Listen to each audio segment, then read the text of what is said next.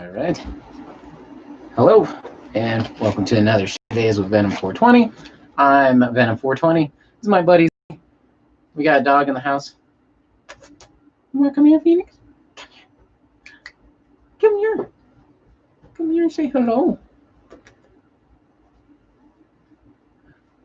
All right. Well, hopefully everyone is doing well. I'm going to try and roll a joint with the cat in my lap. That's never stopped me before, so let's do this real quick. All right. All right.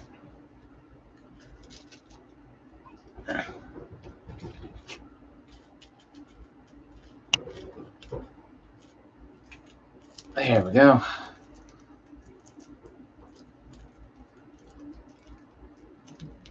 Nick, what's going down, dude? Trying not to spill weed all over the cat, although he's used to it. Here we go.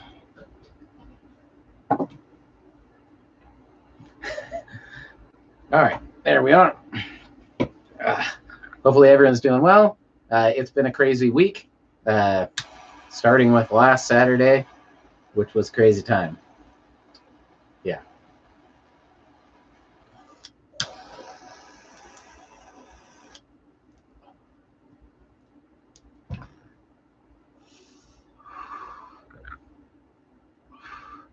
Nick went for a drive while stoned. It was nice, no shit. Stayed away from traffic for the most part. Yeah, yeah, it's always nice, especially when people are driving like asses. But yeah, hopefully your week's been good. It's been a crazy week. Like I said, yeah, I know last week, so I've been microdosing for a while now, taking just a little bit of mushrooms, seeing how that'll go, and just seeing, the medicinal purposes of that and such. But last week, right after I got out of the show, I put on a movie, smoked some weed, ate some dinner, and then took a microdose of mushrooms that I have. And so that's a quarter of a gram, every 3 days is what I've been taking. I took a quarter of a gram last week right after the show and put on a movie. And at some point during the movie, I realized I was fucking tripping, dude. So I had a very interesting night last Saturday. I wasn't expecting to trip balls, but I tripped pretty good for like 3 or 4 hours. It was like 11 o'clock at night. I was ready to go to bed. And suddenly I was watching a horror movie for Halloween, of course. And I'm like, you know what? I just do not feel comfortable watching this movie right now. I don't know, and at some point I realized, I'm like, dude, I'm fucking tripping, dude. Really weird. Nick, what are some differences you notice while microdosing? Any negative side effects? Gypsy, hey, how's it going?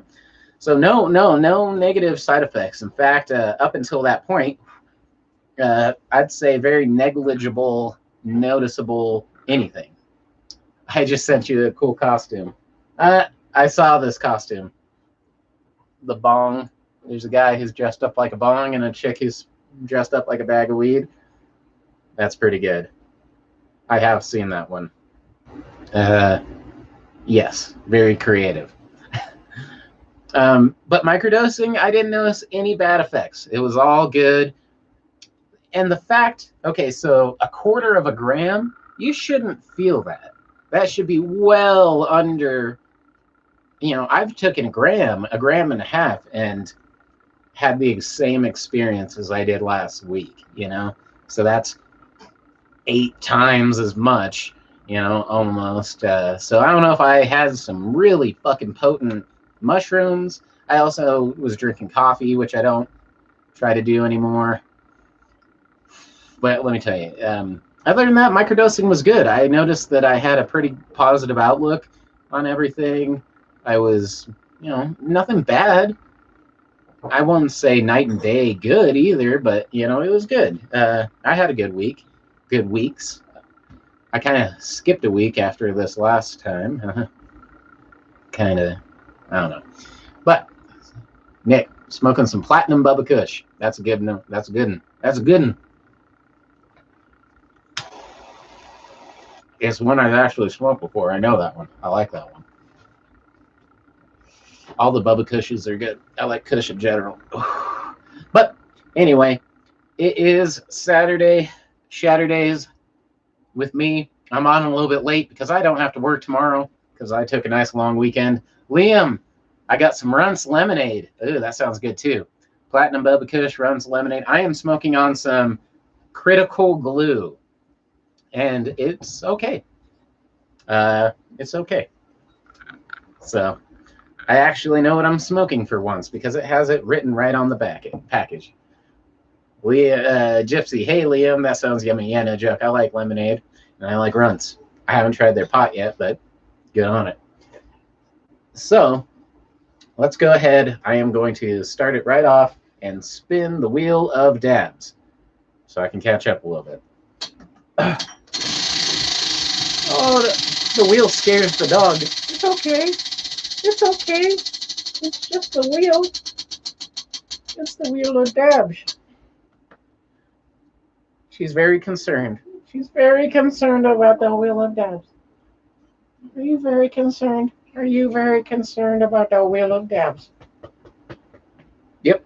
So the dog is officially around. Liam, hello to all. Hello, Liam. Always good to have you. The dog appreciates it.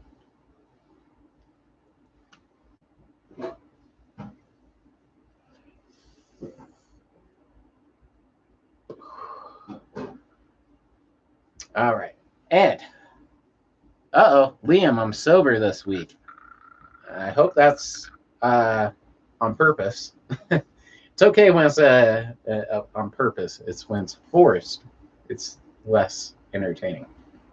Nick, I've been seeing Delta 8 THC going around lately. Might see what it's all about.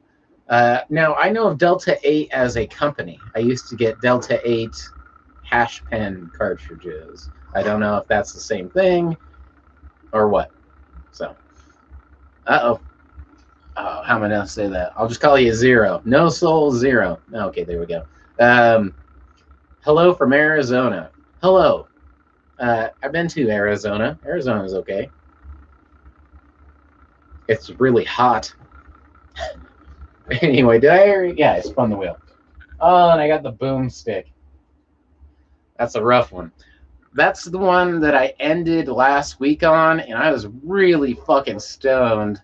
Then I took that fucking microdose. Then I fucking had a hell of an experience. So, yeah. Tripping is okay, and I would have had an okay time, but I was not expecting that, or it was just out of nowhere, you know? No one wants to trip out of nowhere, I'll tell you that.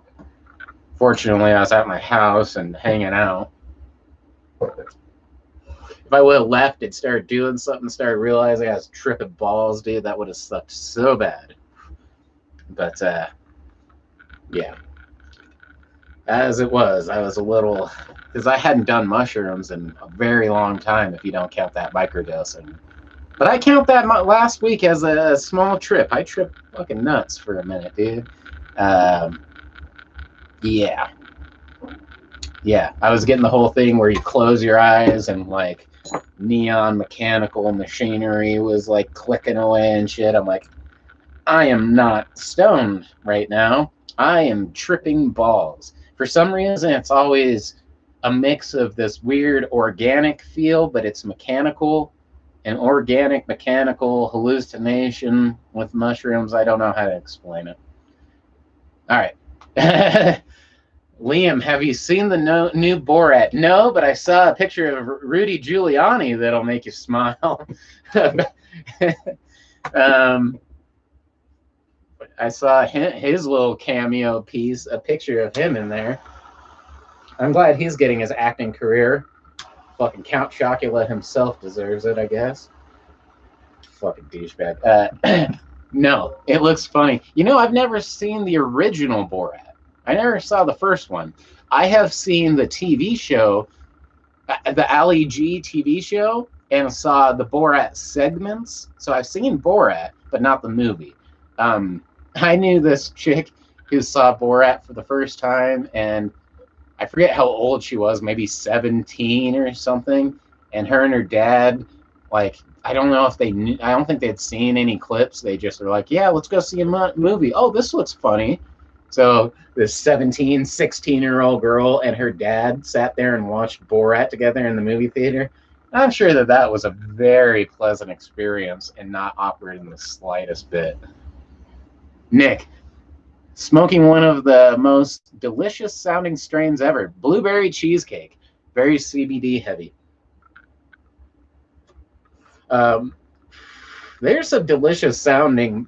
Sometimes the more delicious they are, the more I'm let down when it's like, oh, it's good. It smells like, you know, it tastes like pot, but it doesn't taste like blueberry cheesecake or whatever. Nick, my mushroom experiences when my eyes are closed are usually the walking through these brightly outlined hallways that are sort of shaped like water slides. And yeah, it's with your eyes closed that I was talking about, where I see the,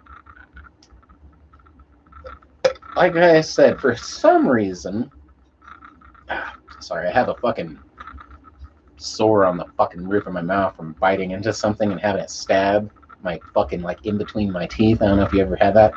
So I'm like talking with a lisp. Anyway, but yeah, when I close my eyes, like right now, especially with all these bright lights, you can see outlines of where lights are and the colors, and they're slightly colorful. You know, sometimes it's purple hues and green, magenta colorings, and they kind of come wherever you've been seeing light. When you look away from that light, it'll fade away slowly, like it's a residual light that has seeped in through your eyelid onto your retina, and it kind of blurs out. When tripping, the hallucinations that those create, sometimes right before I go to bed, this happens too, but not in the same way. But, you know, they start to make pictures and then you fall asleep. You know, it's somewhere in between dreaming that becomes my dreams somehow. It's kind of weird. But yeah, tripping, it has a mechanical feel on mushrooms. You know, every hallucinogenic's slightly different, but for some reason, mushrooms. And okay, the first thing I noticed when I started, I'm like, okay, before I knew I was tripping mushrooms, because I thought I just took the microdose and thought nothing of it. I'm like, oh, that's too small to notice. Ion Heart, what's up? So I took 1/4 gram of mushrooms. That's nothing. That's one tiny mushroom. Took it, didn't think of it. I ate it with an Oreo.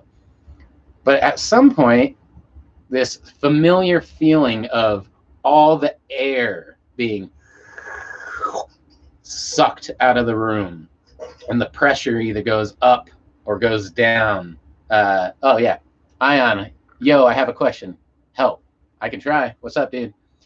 But yeah, the feeling of the air and the pressure changes in the room, and it's like being in a cavern or something. You can hear. I don't know how to explain it. And I'm like, oh yeah, something's happening. I am fucked up. Fortunately, I have an amazing person who helped distract me from being too freaked out or tripping balls. It went very smoothly, thankfully. Because it could have sucked, dude, tripping without fucking asking for it. Like I said, what if I got in my car and went and did something? That could have been shitty. All right. All right. Ion, when I smoke THC vape, it really fucks me up, and I see stuff and things moving. Is that normal? It's like I'm hallucinating constantly when it happens. So here's the thing. You might be hallucinating, and you might be. But my guess is, and this is just a guess because I've had bad experiences with vaping and doing THC, is, are you doing really hot dabs, so you're getting it glowing hot, and then you're using just a little bit of dab, you know, you're just throwing a little bit and it flames up and you take a big ass dab. The liquid is clear of the THC vape. Okay, another question is where are you getting it from? It's in a pen. Are you in a legal state, and are you getting it from a dispensary? You know, like that's important too. If you're getting shit, I would be very careful if you're in a legal state and you're getting non-legit pens, like pens that don't have like a brand name, like how this has. Even though this is not a nice brand, it's a low-end shitty brand, but it has a name. I can go to their website, I can check their shit. So yeah, let me check. See the name on it. If you see no name and no nothing, you got to be careful. And again, you are in a legal state? That makes a big difference. Nick, before I go to sleep, sometimes I feel as though I can see through my eyelids. Like I said, sometimes with me, I get that swirling magenta, green, reddish. Like I said, when you close your eyes after looking at like something bright, you can kind of see where that thing was, and it's just like a mist it looks like a something. Sometimes it looks fuzzy like a TV out of focus to me, but those can swirl, and if I'm really tired, they start making images or like something, and then I usually fall asleep, but somewhere in my head tells me that eventually turns into a lot of what I'm seeing as a dream. uh, Liam, I gotta check out. Oh shit, daylight savings has me out of whack. I thought it was earlier than it is. See y'all next time. I started late too. So, Liam, thanks for joining. I'll talk to you next week or sometime soon, dude. Have a great night. Always awesome to see you and talk to you. All right. Ion, it has a clear tip. I'm in a legal state. So, if you're in a legal state, I'm guessing, but here again, did you like buy it from a dispensary? Or did you get it from a homie who got it from a homie who makes them, maybe? You know what I mean? The more closer you are to the source, it is important. It says Jupiter Supercell on the bottom. So that sounds like the name of the pen, the actual mechanical pen part, but I don't know. Best idea, it's weird that it's clear because most THC vape pens aren't going to be clear. They're going to be a golden yellow color. I used to make them actually. You just mix distillate, although a lot of people have a problem with it. I like it. Different hashes, you mix it up. Honey oils with propylene glycol. The propylene glycol is just a mixing agent, and it keeps it liquidy, and you can vape it safely. That's usually all that should be in those. But Nick, I'm in a legal state, so I just buy bud. Odds are better that it's not poisonous. I always get good gas. Pot's good. The only thing you have to worry about pot is they don't like to flush it properly. They just sometimes don't. I don't know why. I'm sure if I was in it, I would know. It's probably a time thing, a money thing. They just don't give it the care and love sometimes. If you've ever had pot that kind of sparkles just a little or just like pops just a little for some weird reason, that's usually leftover magnesium or potassium from them not flushing it. Then you're smoking hazardous materials, and you can have the same problems as dabbing bad shit. It's the exact same problem. Usually when you're dabbing bad things at too high of temperatures, it's actually because they haven't purged the gas, what they've used to extract it, which is usually a butane. Butane, a better version is CO2 extraction. It matters how you're getting your hash. The best pens they have are rosin filled. If you can find a rosin filled pen, those taste great. They get me super stoned. I mean, the only problem with them is they're expensive, but rosin is the way to go if you can. Emilio, what age did I start smoking? 10 or 11. But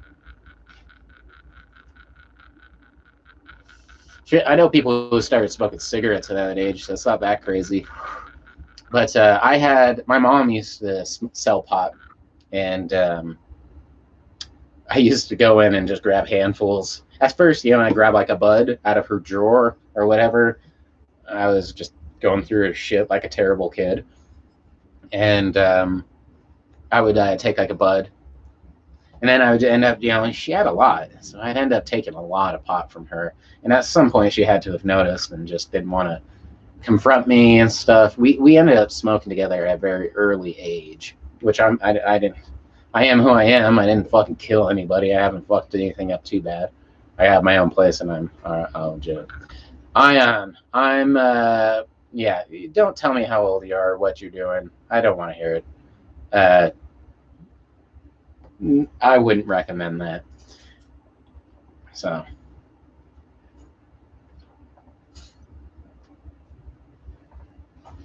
All right. All right, Emilio. I started at about 13. Yeah, 13 isn't a. I don't know. I don't really care. I personally have no age on what time. People shouldn't be fucking. You should be old enough to, know better than blah blah blah. But at the same time, war won't visit your country because you're too young. Oh, you're too young. This war ravaged, poverty, hunger, all these horrible things don't care about how young you are. Neither does getting high. You know what I mean? It's that's on you, and everyone lives their own life. Personally, I think in a utopian society, no one would get high ever because we'd live in a constant bliss of happiness. But you know what? I got stoned really early, and it helped me not fucking murder somebody. All right. All right, Nick. Not being mean, just that it's a little more of an adult joke. Yeah, no shit. Yeah.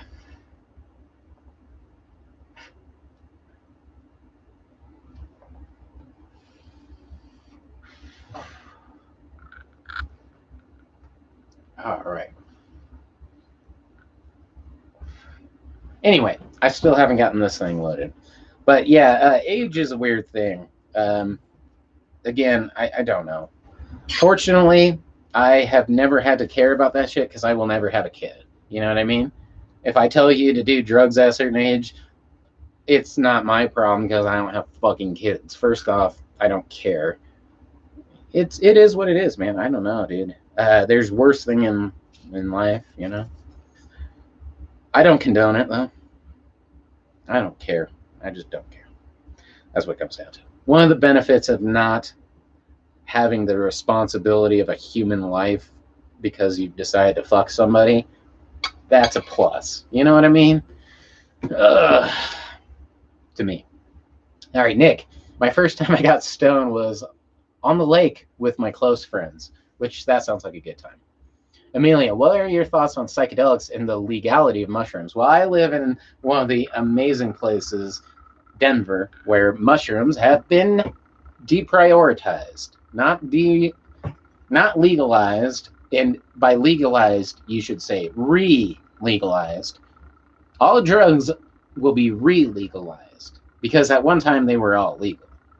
We say legalized pot. No, re-legalized pot. Pot was legal for fucking hundreds of years.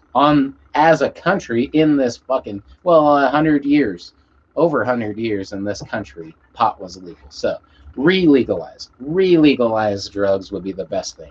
Personally, here's my stance on drugs. They should all be fucking legal. Every fucking one of them. And I don't think anyone should do heroin, but fuck it. You can buy Drano too. If you want to go to the store, buy a bottle of Drano, drink it, and shit out your spleen and trip balls, you can do that right now. So who am I to say anything?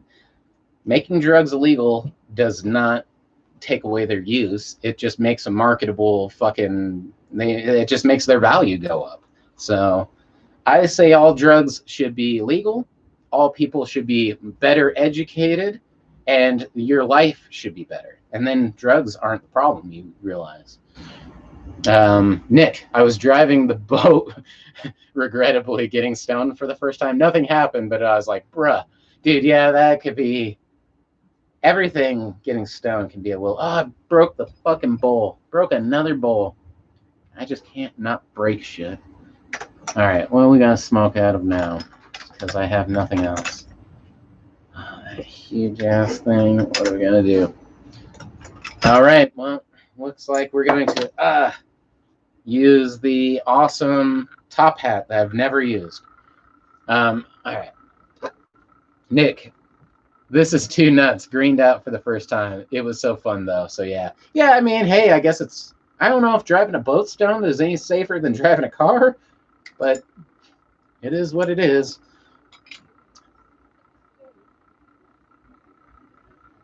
Got the puppy freaking out. But yes, drugs should be legal in my opinion. I always think of this experiment they did with rats where they laced their water with heroin. So, they put these rats in a cage. They had one bottle of water that was opiated, laced with morphine, heroin, opiates.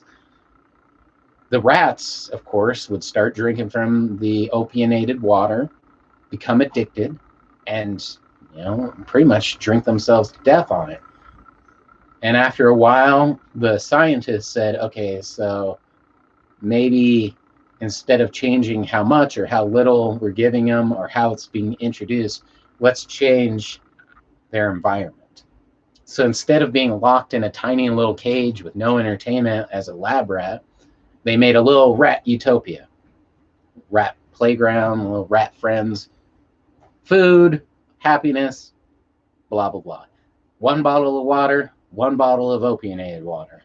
They realized that all the use of the opiated water went down so low that there was no signs of addiction, hardly any signs of anything. The rats that did drink it would use it infrequently. So I think a lot of the time with drugs, it's not the drugs we have to reconsider, it's the cage that we've all put ourselves in and how we're trying to escape it. That's more it for me. Nick, my grandpa was ahead of his time. He thought same-sex couples should be free to marry. Drug addicts should be safe and clean resources. Have safe and clean resources. So do I. Both those. Pot should be legal. Racist or bad, etc. He would have been over 100 by now, I think. Yeah, I was just talking about this. My grandma's one of those people she's British, so it's just inherently racist over there. they're just bloody racist. But she's one of those people who, is very against Nazis, but yeah. I don't think her stance on gay people or people who aren't white, for the most part, are all that good. You know what? My grandma's that classic racist. I've known a lot of people who have been racist. I'm white enough to see them talk freely or whatever, but I've always known the same thing where they're like, I hate this ethnicity. I hate all of them, whatever it may be. It's usually Chinese, black, brown, whatever. They don't give a fuck. I hate all of them. They're like, except for one time I worked with one or went to school with one or had to be in close contact, with one, and they were great. They were just the best person ever. I worked with, the one black person I worked with was the greatest ever. I'm like, so, but every other one that you've never met is horrible. And the one you met he was one of the good ones. I'm like, so that gives you what? A 100% ratio, but you still can't see past that? I mean, I don't know. I know racism in Britain's hard. They're in a fucking island and there's no room, but it's crazy. My grandma's 90, so she's about to be like 91 here within a year. And I honestly haven't been talking to her much, and I feel terrible about that. I usually went from talking to her and seeing her once or twice a week to every election year, my grandma's rough to talk to. Let's just say that. And yeah. Nick, my oldest relative was almost 110. So my grandma is 91.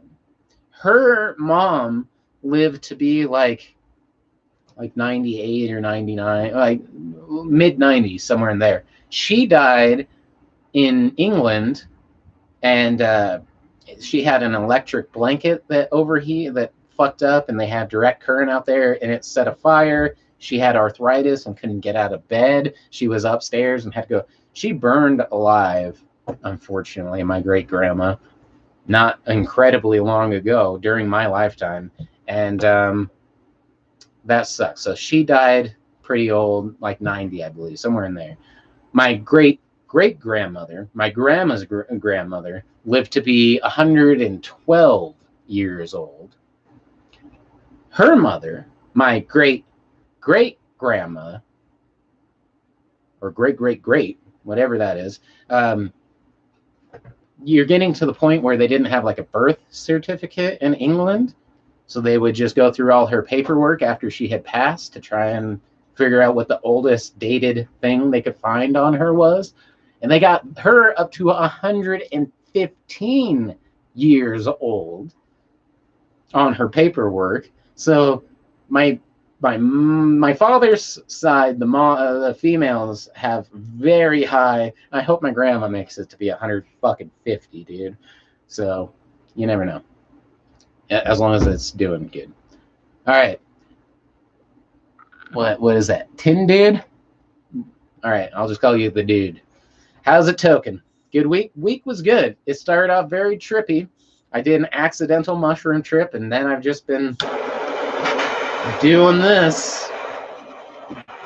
I'm very proud that apparently the mushrooms I have are strong enough to make you trip balls at an extremely low amount. So, right now we are doing the boomstick, which is a bowl and a dab. I broke all my dab rigs, all my quartz rigs, except for this one, which is a special little guy. It's a 18 millimeter core reactor with a top hat, which I've never seen anyone else smoke out of. And I bet you haven't either. At least the top hat part. So it's a quartz double-sided thing. So, there we go. All right. Ty, I wish I had accidents like that. Well, I got lucky that I accidentally tripped balls, I'll tell you that. That I was home and hanging out, and I had very good company, and everything went good. But I don't want to accidentally trip mushrooms again anytime soon. Nick, a car company called SEC made a production car that goes 330 miles an hour, which is like 200 miles an hour faster than I need to go driving anywhere anytime soon.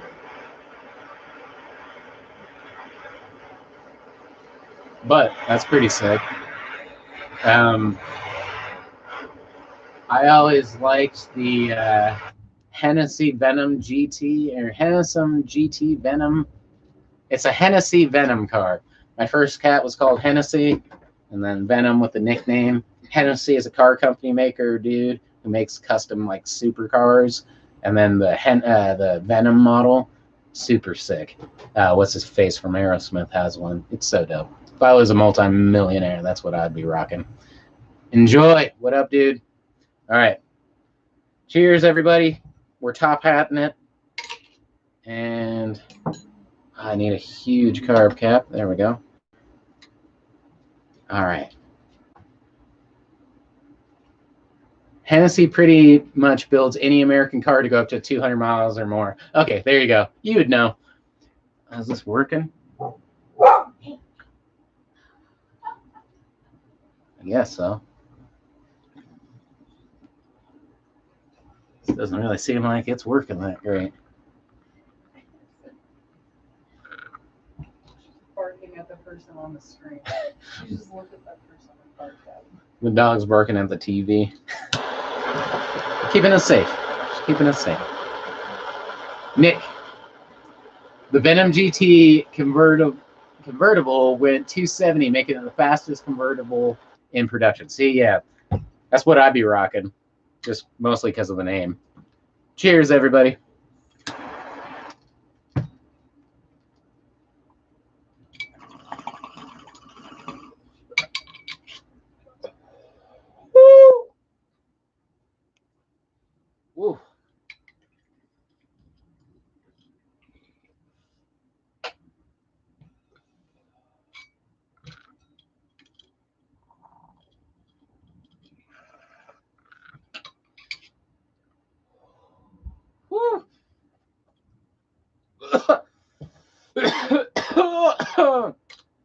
Oh, I think that's working. Yep.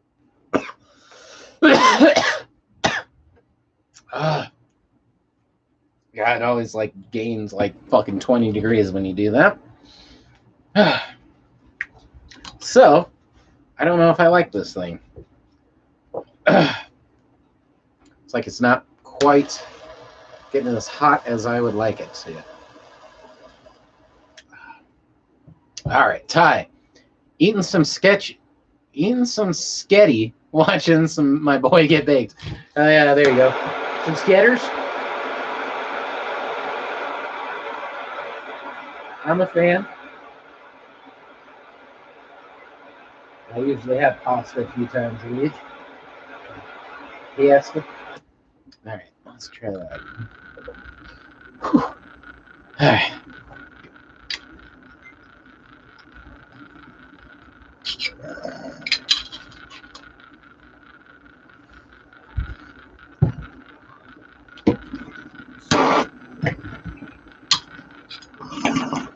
Oh, there we go. Woo! Nick, my neighbor's uber rich friend has an all black Venom GT. I've been in fast car, but that one made me shit my pants. I was watching something. Is Steven Tyler? That's it. The dude from Aerosmith bought one, and he was taking it for a test ride. I literally just, for some reason, found it because I was looking at Hennessy and Venom at the same time because that's my cat's name a long time ago. And something similar to that. Like, they're like, dude, I drive supercars for a living. And they're like, this car is not okay to drive. They're like, dude, it's not okay. When like people who own supercars say that, I'm like, okay, I probably wouldn't want to own that car. But the name is great. Ty Scarlet. Do I own a multiple chamber bubbler? I do. I was actually just showing this off earlier. It's one of my favorite pieces. I never use it. I think I might have I definitely have another multi-chambered one as well. But this one, she's beaut. You can see the Ned Flanders Devil, the Chong Millie. This is a Mike Montgomery. He was an old Chong glass artist, double chamber. That thing is sick. And unfortunately, so the guy who made this was an ex-artist at Chong Glass. Chong Glass makes a lot of the Chong Bong. It's my favorite piece I own. Chong used to own a glass company with his son. They hired a bunch of dudes to make bongs. Really, he met a dude, and they started a glass company. Jonathan was the dude's name. This is one of his bongs that Jonathan made, aftermarket Chong Bong. And my goal was to own one from all the old, still is, it could still happen, all the people who were in that company, all the main head artists. I couldn't go through all the names, but this is a Mike Montgomery. This is a Jonathan Killman. There's a Tyler True. I should know more. There's a Chong Glass fan page on Facebook. That's what reintroduced me to all this shit. I've always had the Chong Bong. I bought my Chong Bong in 2003, 17 years ago, and I still have it. So it's the Thai. That's tight. Looks thin. Must take good care of it. You know, it's actually pretty thick when you hold it. It feels really good, actually. It looks a lot. It's very clear. And maybe this bottom bubble is a little thin, but the joint and the connections are clean. Unfortunately, Mike Montgomery is not doing well. I don't know if he's blowing glass anymore. He was not doing good, and it seemed like he started having trouble fulfilling orders. And so I'm glad I have one. It's what is it? Personal value, you know? Sentimental, I guess. Nick, it's an extremely unforgiving drive when you have to drive it fast. Otherwise, feels like another road-going race car, which I don't know much about this. Hard suspension, loud, etc. Yeah, no shit. I never drove really fast cars. I never had the money. I'm sure I'd be into cars if I had lived that type of life. I just lived a broke life where I'm like, awesome, I got a Ford Escort with the doors kicked in. I still enjoyed it, but I never got into racing with that car. It was just point A to point B is what cars have unfortunately always been for me. The car I own right now is the nicest one I own. And I got it I thought I did a pretty responsible buy in the sense that I got it because it has good gas mileage. That was the biggest thing. But I'm a driver, so that was really important.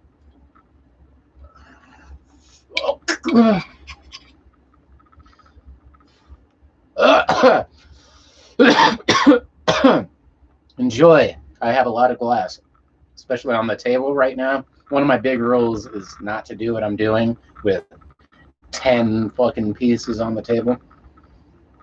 Yeah, I probably own like 20 to 40 pieces, but I just not a lot of them are very nice. These two I think are pretty nice, but a lot of it is very moderately priced to be nice. Ty, they look like they are the same style with colors on the side. Um, this isn't a good example. A lot of see how it's like raked. There's I don't know. It's hard to see. This is also UV, so it's way cooler in the black light. There's little rings you can see all around it, and they're wig-waggy. They're waggity wig. Here's another one. So this is a candy man, and you can really see the wig-wags on this one. On the bottom, see how the bottom's wig-wagged out? So I think this guy was not a Chong glass artist, but I think he was an apprentice. So I kind of got this one too. It fits. If I showed you my Chong bong and you see the coloring and the wig-wag work on the bottom, it's almost identical. So there's a definite similarity between all of these. I wish I knew more, and I wish some of the glass people. I know some of the Chong glass guys watch this show, but they don't. They've never commented, so it's hard. I could ask them, but I just haven't done it. And I don't know. Like I said, I never know when they're on, so I'm not like, hey, whoever's on right now in the forum, can you answer this question? But there you go. All right, Nick. I'm the kind of person that can only make a that can only. I'm the type of person that can make any car fun to drive. You know why I probably can't get that is I also have never drove a stick, and I've always heard sticks are funner to drive. So you're more connected to the car and yada yada yada, on and on and on. So I think that hurts my car driving experience as well. Enjoy. Stoners don't care about driving fast, or is that just me? I haven't been one of those super into driving fast. Maybe when I was a little bit younger, but again, that's only because I never had a car that could do it. I had a Pontiac GT. What is it? Pontiac. Fuck, I had that forever. But anyway, a Pontiac. It wasn't that nice. I can't remember what kind of car that was. But I mean, it was kind of faster. And I mean, when I was younger, I enjoyed going up a little bit. But I don't love roller coasters and shit like that. So I'm the bad person to ask. But some do. That's the cool thing about stoners. They're very varied. Aaron, smoking some garbage. CRC, man. Any thoughts on CRC? What a CRC? If it's done right, there's a problem. There's no problem. But I feel it's only on super low quality, bro. Also, Zach Brown carb caps. I don't know Zach Brown carb caps. Is that something I need to fucking check out? I'm guessing on Instagram is the way to check that out.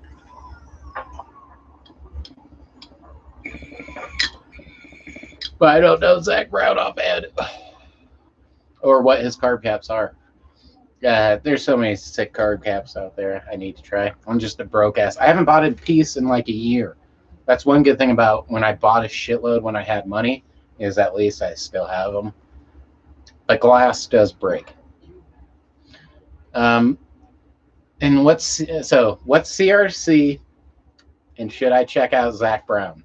You tell me. Ty, old school beaker bongs are nice. I do like the old school beaker bong style. This isn't exactly it, but kind of. Has the beaker bottom, beaker base, I should say. Yeah. For smoking flower, the simpler the design, the better, because they get clogged up. But like when I'm smoking dabs, I don't care if they have really intricate designs because it cleans up nicely. But you get like chunks of flour stuck in those little tubes. Fucking forget that shit, dude. All right. Nick, watch a channel called Neutral Drop. They prove my point. Literally drift around in minivans. I've seen some video where dudes like drifting in like construction like shit, and they drift. Yeah, people can drive anything. I consider myself a good driver. I'm a good driver at just getting from point A to point B without crashing or getting pulled over, which for me is very important. It's actually quite important. It's important for everybody, but I don't like having interactions with the law.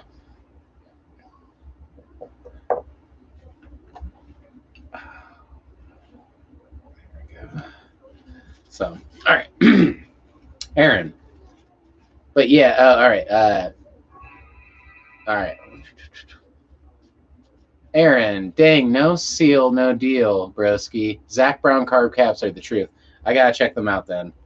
I just don't recognize Zach Brown as a glass blower. I follow a lot on IG, even though I'm broke and I can't afford them. I still check them out.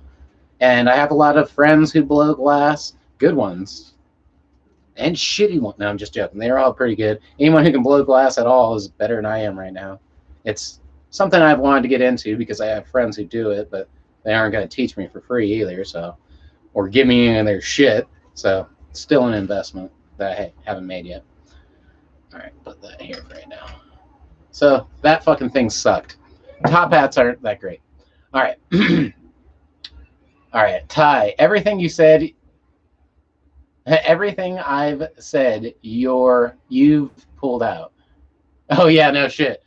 Yeah, careful. I'll probably find more now. Aaron, but yeah, screw CRC. Color redemption column. It's a way to make BHL look better and brighter. No, I didn't know that. Only problem is if you made good wax, you shouldn't have to change its color. So it's only really done on low end or low quality stuff. Low quality wax with no terps. Often this is done wrong, and the materials used to filter the wax end up in the end product and screw inhaling silicate. No shit. I haven't actually ever heard of that. Lonock, the mighty Lonock. What up? Took a taxi, so I'm here. The mighty Lonock. Yeah, the mighty Lonock. Good to have you, man. That's awesome. No, CRC. I might have to look at that. The stuff I have is so crappy and sometimes so dark. But, I've noticed that it has gotten a lot brighter in color, but not any better in quality. So I would not be shocked if the place I go to sucks. It's just cheap. That's what got me there. Convenient, and then I just hate change. And I don't go personally all the time, so it's just what it is. Oh shit! It's Kenzie. Kenzie in the house. It's Paco Taco's birthday. I saw that. We were looking at little Paco Taco's birthday pictures earlier. So that's awesome. Good to have you here. But no, I have to check that out, Aaron. Good call, CRC. Huh. Ty, I'm going to send you my pieces on Insta so you can see what I'm working with. You should. Anyone who wants to share any pictures of animals, like their birthday pictures, as I say, I will share birthday pictures of the Paco and the taco and Paco and the taco costume. There you go. That's my Insta, Venom420 on Insta. Send me some crap. I'll grab my phone. I need to grab some water, and I'll share some pictures. All right. But send me anything you want on Insta, and I'll share it. Well, Nick, as of now, I'm hella stoned and watching anime. I'm indifferent on anime. I have a lot in store to watch. It's just there's a few things about anime that go up and down for me. All right, Nick, Aaron, $50 a cap, I think, which is not bad. And he only makes caps that seal 100%, which is people don't understand that they make them aesthetically beautiful. Like this one is really cool looking, but that fucking opening is so huge that it doesn't work well. So it's funny. He makes 200 and throws away 199 as they are not perfect. See, that's insane, though. I'm shocked he only charges $50 if he does that. Kenzie, again, great to have you. Share some pictures. I will share them. Aaron, if you gotta find a super bright or super white wax that has no terps, hair, harsh on the throat, and has jet white reclaim, that would be CRC. Yeah, that sounds terrible.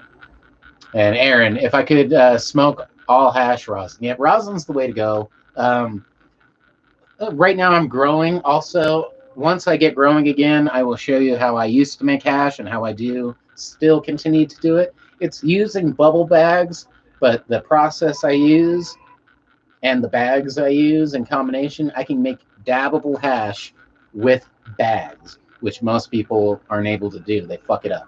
So stay in tune. That'll probably still be a while, but I will show you how I do that. Ty, talking about having some crappy dabs. Talking about having crappy dabs when I'm over here smoking resin with my broke ass. Hey, we've all been there, buddy. And Aaron, happy birthday, Taco. Taco, the Paco Taco. Kenzie, I'll send you their Halloween costumes. Just got them last night. Yes, please do. I got Phoenix, a little unicorn one, but it was kind of cheesy. It doesn't stay on. It needs like a button. It just falls off. But it's very cute. And she has little fairy wings and a unicorn horn. It's pretty cute. Gypsy, hey Kenzie, and happy birthday to the Paco Taco. I saw, yeah. Lonok, I'm so happy I'm spawning golden teacher mushrooms.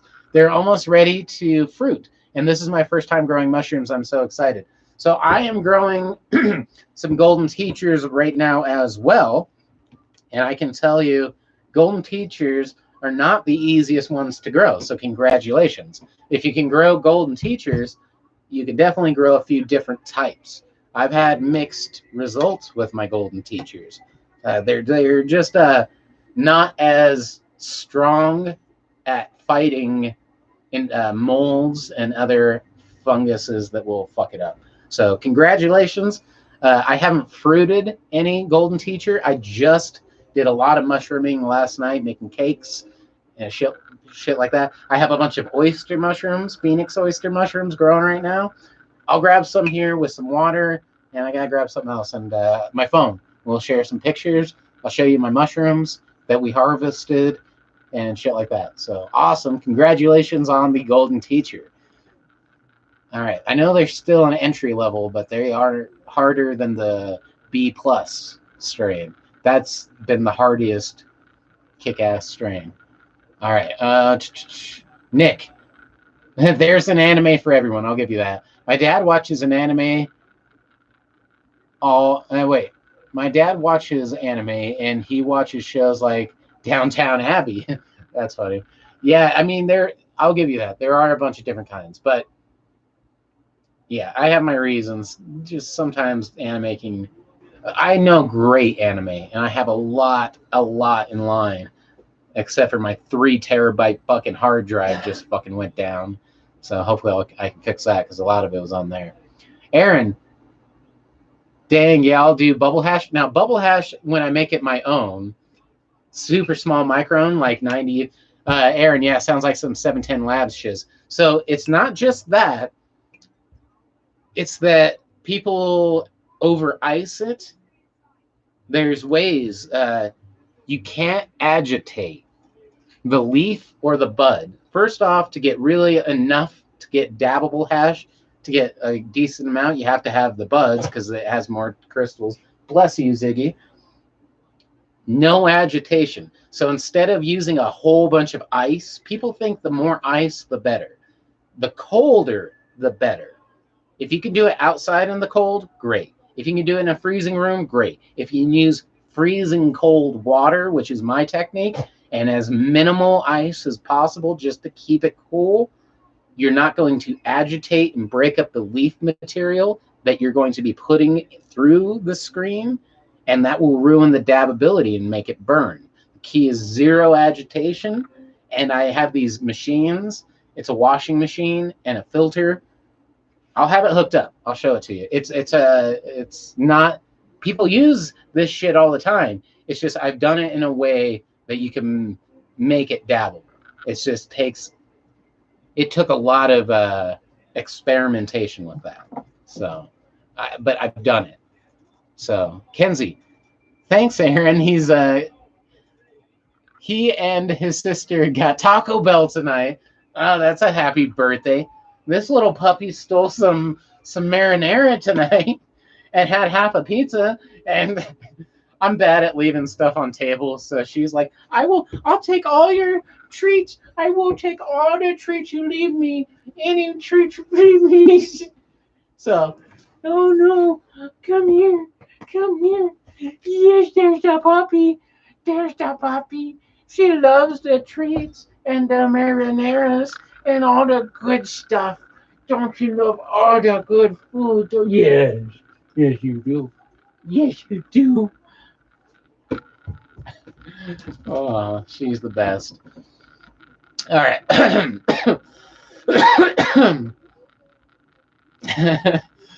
Kenzie, thanks. Ty, my pieces are dirty, so don't judge. Oh no, dude, all my pieces are super dirty. I'm saving my rubbing alcohol from my mushroom work to sterilize shit and wipe it down like a spray because that's all I have. So my pieces are all dirty as fuck, dude. Normally, I try to keep it up because no one's ever judged though. I thought people would say something, but no one's ever been like, "No, it was with the dirty piece." If anything, it's like more like I've had some people say some things, but nothing big. All right. Kenzie, yay dog pictures. Let me get my phone. I don't even have my phone. I'll grab my phone, water. I was going to grab something else. Phone, water. Oh, my mushrooms. Phone, water, mushrooms. Don't let me forget it. All right. I sent you dog pics and a customer card that we got in. Cool. I will share them in just a second. Yeah, share some pictures, everybody. I'll be right back. He traded 3 cars for it. No joke. Hey, it's one way to get them. Yeah. Everyone says, hello, Phoenix. Hello, Phoenix from everybody. She's the best. Carolyn. Yeah, she's the best. All right, Nick. I will smoke the weed and eat all your human food. Yeah, she doesn't love the weeds, but she definitely will watch me smoke weed and leave my food in where she can get it, and then she eats all my foods. I'm just bad. I gotta get better about remembering that dogs eat food. My cats do it too, but the dog cleans the plate. I'm like, oh shit. I'm afraid I'm gonna leave like a chocolate pie or something. Low knock. John Berfilio channel does a lot of cold water hash, fresh frozen rosin, and all that shit. That's good too. If I had the money for the equipment, I would make it. So, and my thing is it's pretty cheap. The way I do it's pretty cheap. The rosin press, I'm going to buy a really cheap rosin press, like $200, $300, one of the cheap ones. See what I think of it. I also have a couple different heat hair straighteners. This one's good. It's super flat. And then I have a vice grip, and you do that. And I can show how you make little homemade dabs. Shit like that. I have a bunch of things. I think I'm about to start working less so I can do more videos because work has consumed everything and I haven't shot videos. I haven't been too happy. I'm starting to realize what I'm going to do in my life. So working is still important, but I don't know. I need more time to think about shit. And I love hanging out with you guys and making videos and doing fun shit. I want to start doing crafts and doing a lot more shit to create instead of consume. That's the goal. Nick, this night's high drive was perfect. The ride was smooth, and I was listening to "Livin'" by Brother Tiger. Never heard of it. I might have to check it out. I'm pretty open to listening. You know, if anyone sends me requests on music, I'm pretty good about listening to them. I'm gonna get some water, mushrooms, and my phone. Water, mushrooms, phone. I'll be right back.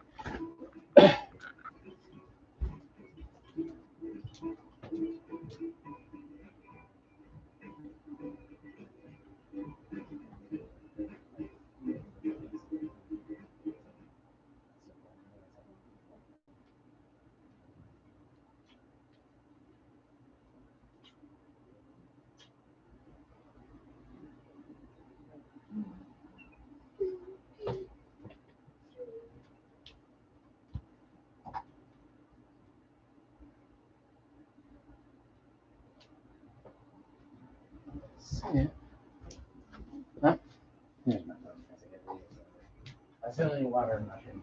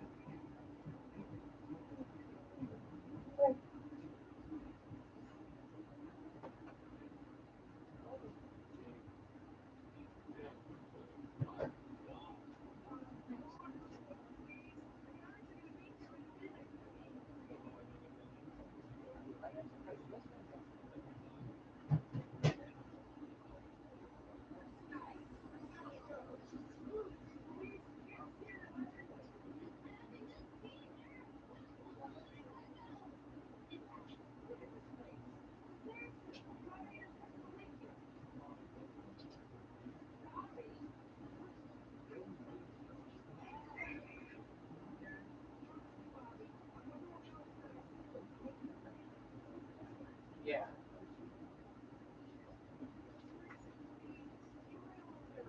That makes me very, very.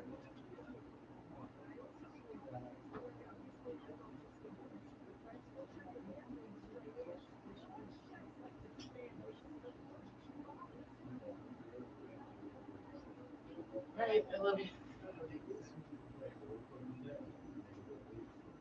this the first season? Yeah, I think you're right. Me too. I've seen the first season at least 2 or 3 times, but I don't recognize it. The first season was rough. You should do another try. No, I love it, but the first season was it got better. Is what I'm saying. It gets better. Most do. I mean, even like within like the first half of the first season, by the end of the first season, it's already like, these first episodes are rough. Ugh. All right, there we go. Oh, wow. All right, what we got now?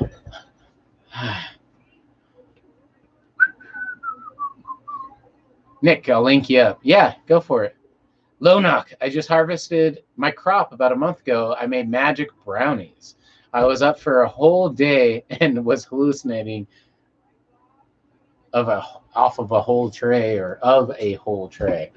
Wow. Like, are you talking mushroom brownies? Never made mushroom brownies. I made some. Are you talking about just some really strong pop brownies? We'll put this one away. I'll put some bongs away because I don't want to break anything. I'll put everything I don't want just off the table. Or at least out of my immediate vicinity. Alright. There we go. Put this now. Alright. Alright. Alright, so. Ty, I see a clown in the back. Were you a juggalo once upon a time? There's a few clowns. There's probably a bunch of ICP reference stuff, too. I have nothing wrong with ICP. ICP is cool. I hate the words. I hate being labeled anything. Even things that I probably am, like stoner or metalhead or juggalo or any of those words. Just not a big fan of it. Never have been. But, yeah, I'd say yes to all those at the same time. And still am. Fucking, I never grew out of liking ICP by any means. Fucking, they started making some albums I didn't care for, but recently they're as good as any other fucking rap band I've heard recently, so. Alright.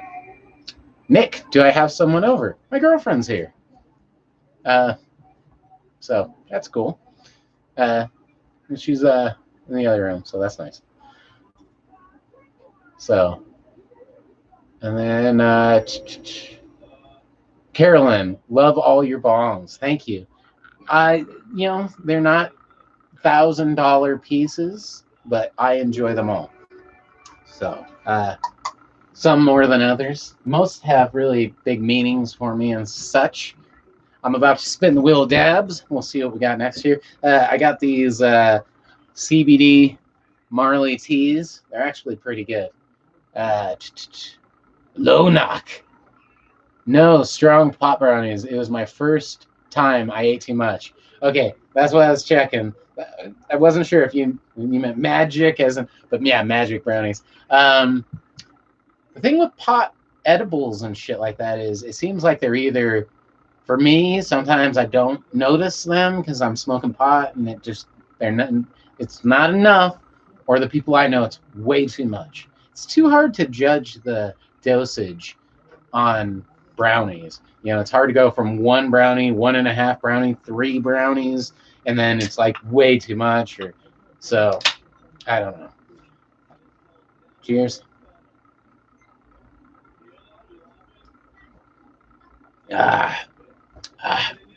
Nick, hey man, the price of a bong is not an accurate reflection of its true value. Money is never usually a completely accurate description of the value of anything. If something means something to you, it can be worth far more. I have a Chong bong. My most expensive bong goes for anywhere from 1,000 to, if I auctioned it off and chalked it up and maybe gave I don't have a second piece like a matching or anything I have all the vintage artwork for it. The vintage when I got it came with paperwork for a signing. I have a big bamboo paper. If I sold it with all the goods, I could maybe get up to $3,000 or something, which people sell little dab rigs for that, that are sick. But to me, that's worth $10,000. It would take $10,000 for me to be like, all right, well, I might have to part with it for $10,000 because then but even then, I don't know. That might be worth more than that. My mom bought it for me. It's my personal thing. I've had 17 years. Hey, Panda. You want to come say hello, too? Hey, Panda. Look what I got. Panda.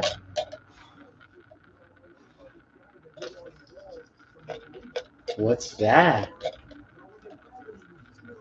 What's that, Panda? Oh, it's a panda. We got a panda in the house. So, it is everything's only worth what you got. Uh-oh. I love that cat. All right, Nick, I have a pic of my friend who fell asleep on the hood of his trunk on edibles. Yeah, no shit. Oh, shit, Sandy. Hi, everyone. I didn't just inhale cat stuff.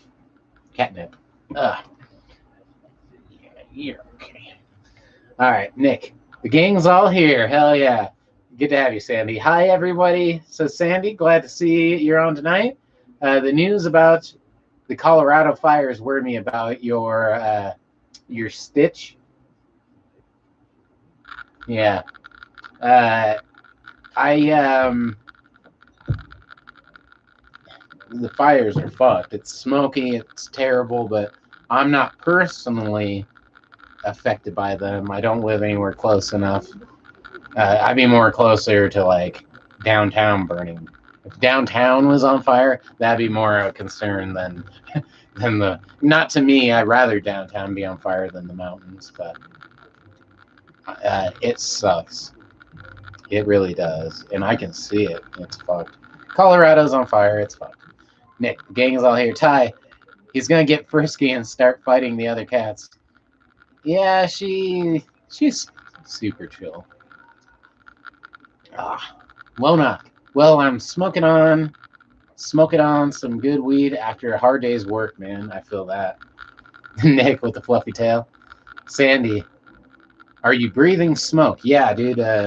My throat's been fucked for over a week now. You get used to it, which sucks, but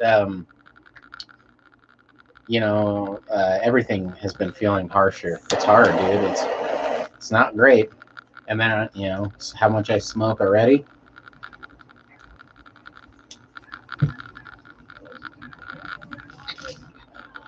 So, but some days I go out, dude. It's absolutely terrible how much smoke is out there. It feels like you're in a bonfire every day. It smells like it. I hate to admit it, but some days it smells really nice. I love the smell of a bonfire. But when you know it's the smell of your forests and all the little animals that couldn't fucking make it out, fucking burning alive, it's like, oh yeah, that's not good.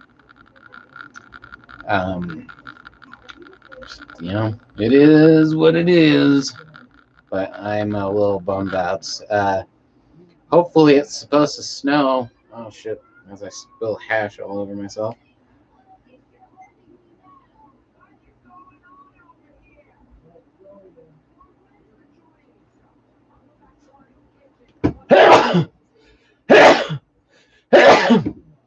I often worry about, like my mom. She has really bad asthma and allergies and all that shit. So now I can't breathe. Now we talk about that, and I start sneezing, of course. But yeah, it's a little rough. Sandy, yeah, been there, inhaled that. You don't notice how caked your lungs were until the air clears. No shit. I've been hawking up shit, which I haven't done in a very long time. Just, it sucks, dude. um, yeah. But it is what it is. Pleasant, you should make some snorkel with a filter on it to breathe through for the smoke. No shit. Poor guy. Air from. Got the kitty here. What do you want? Scientists say that Nick. Scientists say that cat girls are possible. We're living in an anime, fellas. Uh oh, cat girls. I think there's kits right here. Kitty, come here. What? Come here. Not you, cat. Whatever. Any cat works, I guess. There's a second kitty. All right. Gypsy, hey, Sandy.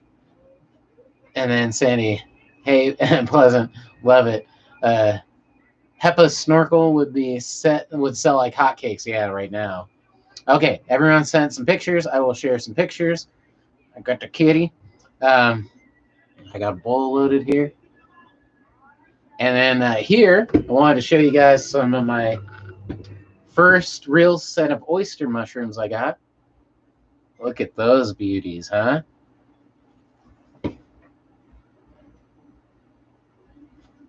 I got some of them. Some there. Of course, I ashed on them a little, but that's all right. So, and then I got two more batches coming up already. This was my first one, so it's not huge by any means. But I got enough for a little bit, you know. I can fry those up.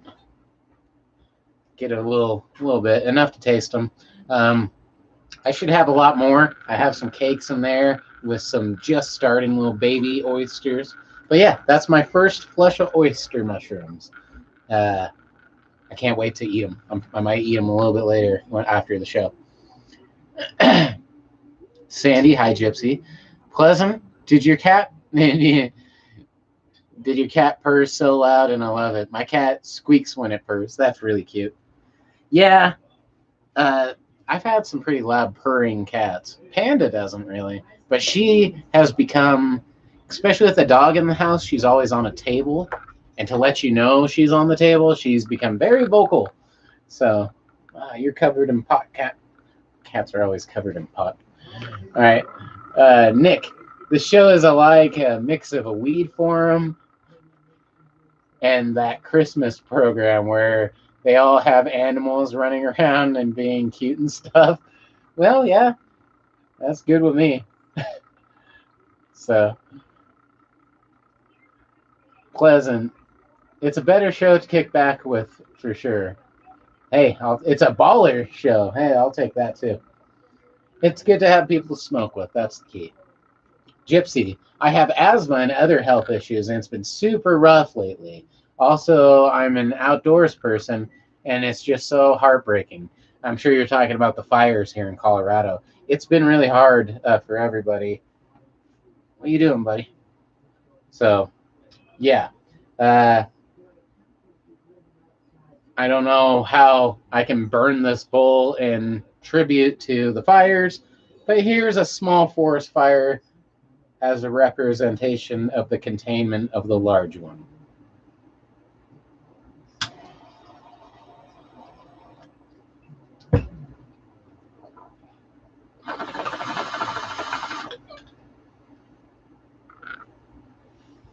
Woo!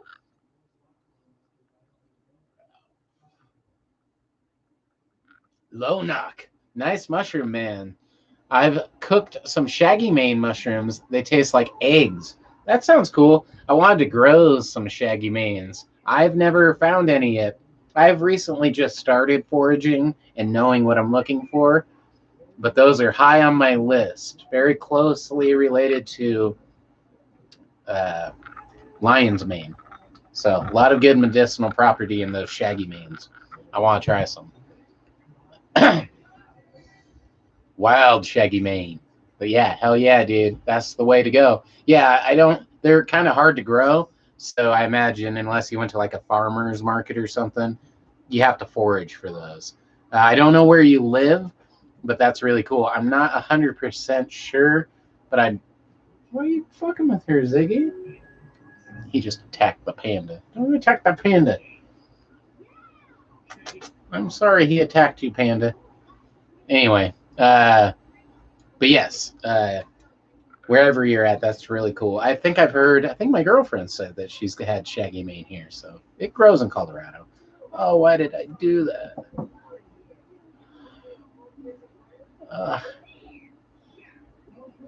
Oops. Oopsie doodle. Put my carb cap in the distillate jar. Whoops. Get that all mixed up. All right.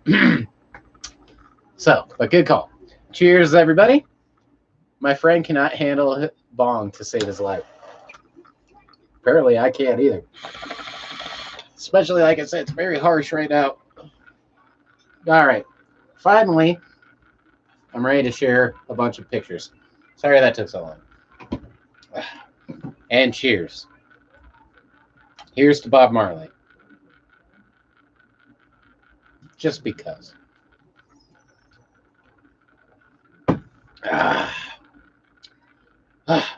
Two requests. All right. Except,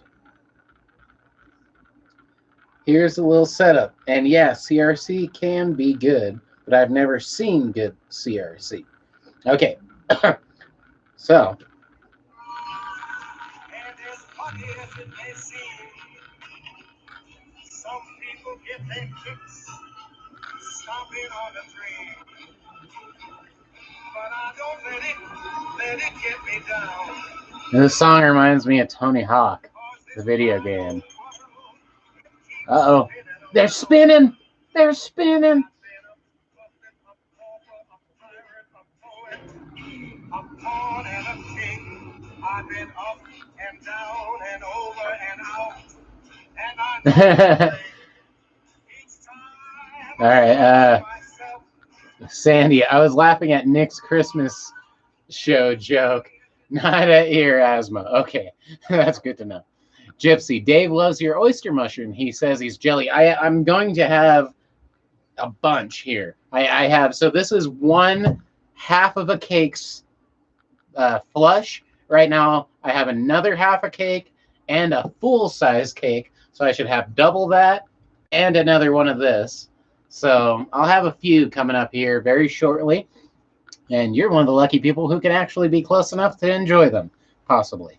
Although, you have to get by me eating them too. I've still never eaten oyster mushrooms, really, like straight up my own, especially, and grilled and sauteed just a little. I'm very excited. Pleasant. We get more mushrooms in Wisconsin in the spring. Super yummy. I know that I've had more luck in the spring so far too. So, got a bunch from there. From Ty. Got a bunch of Ty coming up. Ty, get your kids under control, Venom. Gosh. I know the kids are fighting. Well, I've been learning a lot of mycology, so I'm learning a hell of a lot. I've been learning a lot of mycology, which, it seems very popular right now, and it's a great thing to learn. It's very fun. It's cool. It's going to help save millions of people. Yeah. Starkey. Starkly. Low temp dabs or high temp dabs? Low temp dabs. All the way. Although, it seems like I take high temp dabs. I just do big dabs. The more material you throw in, the higher you got to do, depending. It's like everything in life. It's never perfect. Everything works better on paper. Pleasant. Lona. Check out the Tramates vesicolor turkey tail mushrooms. I know. Okay, Tramates vesicolor is probably the Latin name. Turkey tail mushrooms. Yeah, super medicinal. Extremely anti-cancer properties. Turkey tail would be great. They're really hard. Well, I've seen some. They're pretty hard. Turkey tail, lion's mane, all the good ones I've had bad luck with so far. But I'm gonna keep trying. The lucky hobo. I'm gonna take a dab. I'm gonna spin the wheel of dabs and see what we're dabbing on next. Now I'll hit the bowl. And then we'll share a whole bunch of videos here. Too much to do, too little time. That's the story of my life. And it looks like 7 to 10. So, dab out of that. Right there. I got a bowl right there.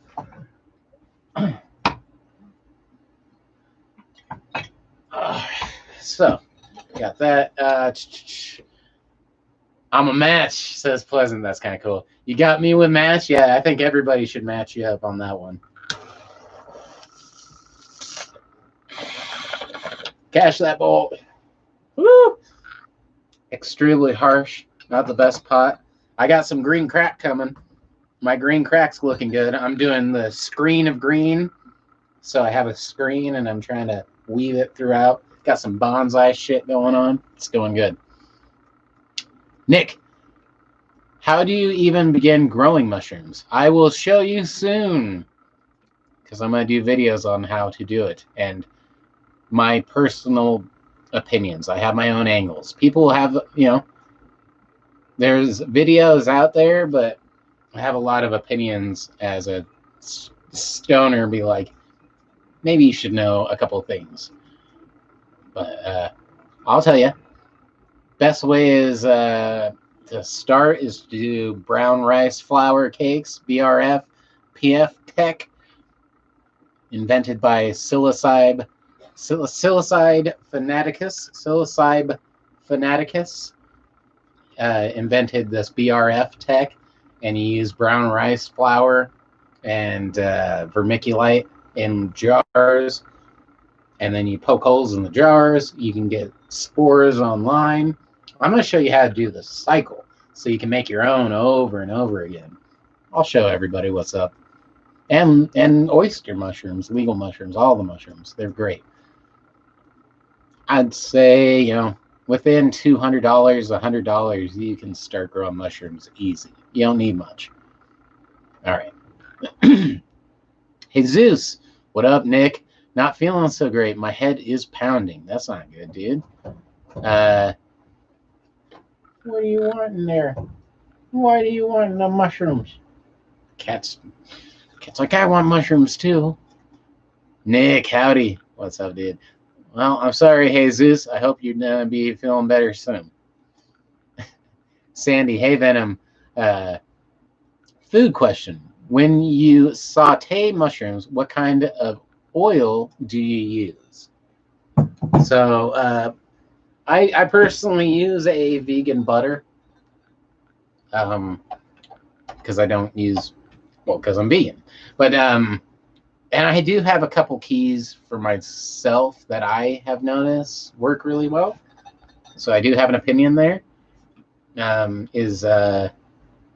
don't know. Mushrooms have a lot of water content, so I don't bunch them up. I like a big pan for that water to disperse so they can crisp up, if you know what I mean. If that water is all set in, they get mushy and you can't saute them properly. So I like a bigger pan than you need. I don't want the pan filled with mushrooms. I want the pan to be centered with mushrooms. Then I also don't stir the mushrooms a whole bunch. Leave them there to brown, and then just try to flip them once and then brown on the other side. I've personally noticed that's how you get them like to have a crisp and a crunch and get that golden flavor and not turn to mush. If you constantly stir them, you keep wetting them and mixing them into their own moisture and not letting it disperse. Like I said, again, with a bigger pan, those two keys is how I've gotten that crispy, golden, crunchy, sauteed, like what I look for. And there's a certain taste where you can like wipe that shit up and fucking get the crunchy stuff on the bottom, and even that's good. Like, that's my key with mushrooms. I'll do some cooking with mushrooms videos too. I have a little portable plug-in stovetop that I can just do right here. So it'll be really cool. I could do that with these, really, but all right. The Lucky Hobo. I got some GG4 shatter, some Gorilla Glue. I'm smoking some Critical Glue, which I'm sure is a type of cross with that something in there. Nick, prepare to be assimilated. Yep, got the Borg bong. I've been watching some old school Deep Space Nine because Deep Space Nine's awesome. 90s TV shows help you take away the pain. Sandy, Jesus, what's up? Hangover, migraine, low blood sugar. You got a fix on the way? Yeah, hopefully something, huh? Ty, the alien head one I made myself when I didn't have money to buy. Oh yeah, let me get some videos on, Ty. I'm just trying to keep up with some stuff. Lona, if anyone knows the home mycology channel, I do. Anyone knows what happened? He hasn't posted any videos yet. I was really following that channel. No, I haven't noticed that he hasn't posted, but you never know, especially as someone who trips all the time. He could have had an intense experience. He's a really cool guy, but he's a little out there too. Everyone, like I said, I feel like I have my own. I'm a budget guy too, and I'm not a pro. I like how he doesn't take himself too seriously. I definitely know home mycology. Jesus, hey, thanks a lot. That should heal my pain. Well, we're all hoping for you, man. Feels like a migraine. I've dealt with them. Hopefully you don't deal with them frequently. Starkly, it's impossible to overcook the texture from a mushroom. Well, Again, yeah. I mean, you don't want to overcook the nutritional value out of it either, though. All right, Sandy. Yes, do a cooking with mushrooms segment. I have a bunch of different cooking things, and with pot, obviously, that I want to do. Making my own beer. I just have to stop working as much as I do, because right now I can't even do the videos I already have set up. I have videos shot right now, and I just haven't put them out because I don't have time to edit them or stay at home. So it'll happen soon. I see good things happening. Nick, I've always sautéed mushrooms on top of my steaks. I used to do that too. Nick, speaking of space shows, Red Dwarf, Neff said. No, yeah, Neff said. It's one of my favorite shows. That was my show that got. Everyone has a show that got you through dark times. Red Dwarf was a big one for me. Ty, take your time, no rush, nothing too interesting. Well, I got plenty of pictures to share. And then Sandy, migraine, shit, you need to be shut down for a while, bro. When I was dealing with migraines, the only thing that would work was I'd try to make myself smoke a bowl or something, even if I didn't feel like it. Go in a completely dark room. I have like a rain machine. I like that white noise. I'd have the rain machine on, total dark, and just I'd have to lay down, dude. It was getting so bad, I kept calling in from work, and I mean, I was, you know, can't get fired for that shit. It's bad. I was pushing the line. So, Lonock, I cooked some lion's mane. Ah, that's awesome. See, me, if I cooked lion's mane, I'd cook it really lightly because I'd really want to know what it tastes like, and I wouldn't want to lose the medicinal value. And I like those fucking things are like sacred to me because I've never had them, and I tried growing them. All of them went to shit. I think I have one jar left, and it's not looking good. Next time. I have a lot of different types I'm going to try growing. I've already tried 8 different types of mushrooms. I'd say 5 to 6 have even done remotely well. Jesus, really appreciate everyone's response. Sandy, thanks. Yeah, man. Migraines are no joke, dude. No joke. Yeah, at least with a stomach ache, you can throw up. With a migraine, the only thing you want to do is throw your brains up out of your fucking back of your skull. Pleasant. Morels fried in butter. See, that's another one where I'm like, I've never fucking had those. So right now they're like sacred to me. We will find them. Oh, yes. We will find them. Pleasant. I feel you. I want them so bad. They look amazing. Lonock. I cook lion's mane and blue oyster mushrooms with steak off the wall. So I have not blue oyster mushrooms. I have phoenix oyster mushrooms and pearl oysters. I want to get the golden and the red and the blues. The blues weren't too blue.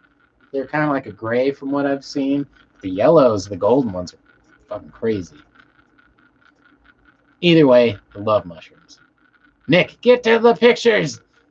Jesus, and sorry for misspelling. No worries. All right, I'm trying. All right, so Scarlet, what we got here? So, ooh, Skullhead. Up. Sherlock.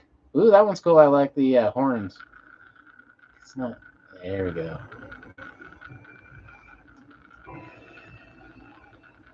See, the best way is to slowly come in.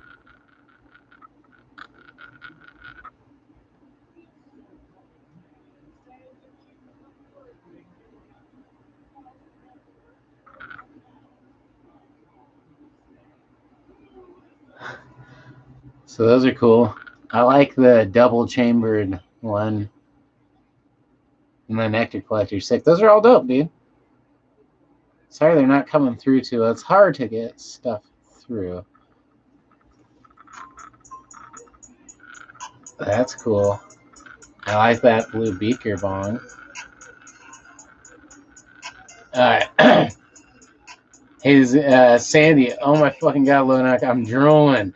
Yeah, no shit. The oyster mushrooms and the fucking lion's mane, that's insane. That's a nice little carb cap, too. Jason, hey, what's up, bros? All right. The world, or maybe not. Let's smoke.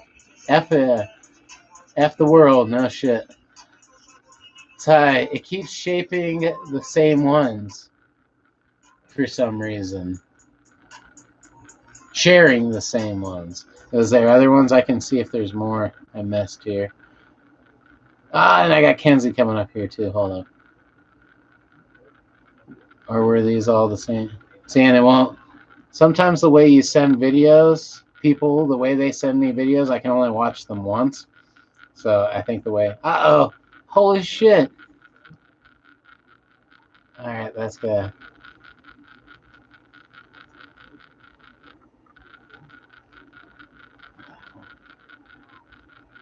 Ah.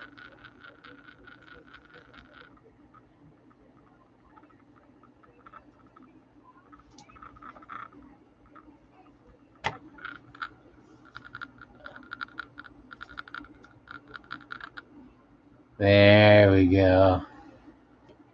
Look at that doggy there. I swear I'm gonna get a nice phone just so this is easier. Look at that. Is that a lion and a bee? Are they a lion and a bee for Halloween? That's so adorable. And they do a really good job because with the coloring and stuff, that worked really awesome. Kenzie, that's really cute. Is that little Charlie? Holy shit, that's that huge ass mushroom again. That's funny. That was the last one. Here's some Charlie in that car. Can I do that? Will that work?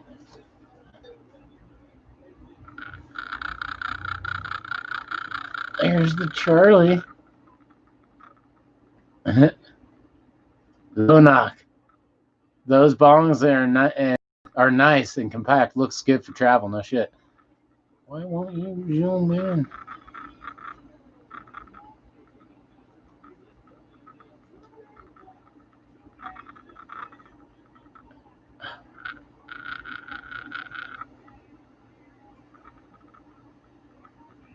There's the little Charlie. Ah.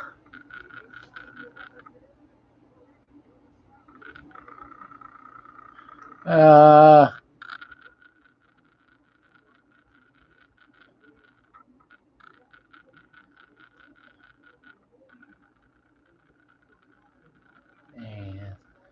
All right, Jesus. I need a carb cap like that. Yeah, that one was sick. Oh, there's that car. I'll take the car too. Of course, it zooms in for the car, nice. And that's a video. Dude, look at that dog. Look at him. Yes. There's a good one. There's Charlie. Oh, there's Charlie.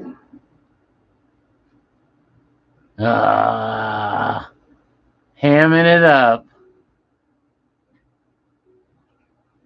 That's better. All right, let's see what else we got real quick here. Oh, those are good ones. All right. Oh, look at that little fucker. That one's really nice.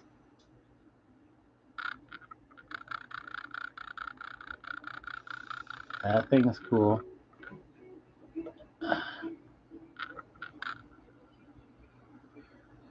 Oh, look at that kitty in the sink. Kitties love going in the sink. I got a lot of pictures of my cats in the sinks.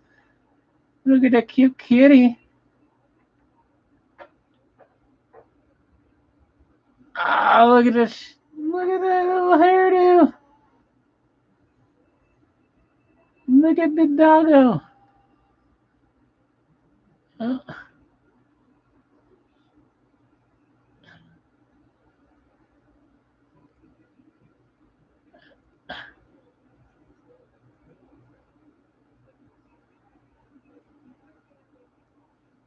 This is hard to do.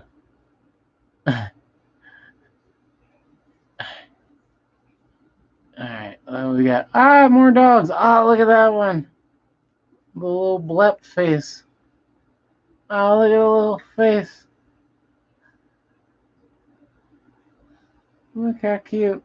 Oh, that is such a cute dog. Yes. That is adorable. Nice dog pictures there. I love dogs. Alright, am I missing stuff? What do we got here? Alright. What do I got? Uh-oh. Who are those guys? There's a Ziggy. And here's my cats.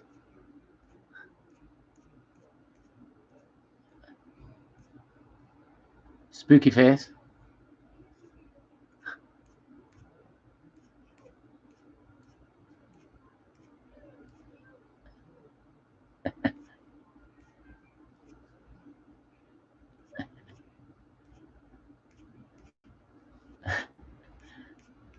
Alright, I'm trying to look for my plants. Oh, watch at me and the doggo. There's my oyster mushrooms. Growing. Look at those guys. So that's how they looked when they were growing. Those are those ones I just showed you. There's that doggo.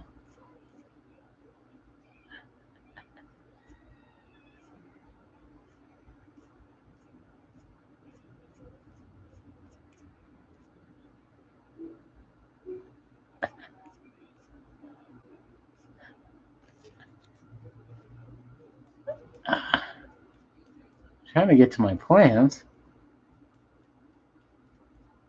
There they go. I think those are still old. They've grown a lot since then. But anyway, oh man, leaning over like that for a long time sucks.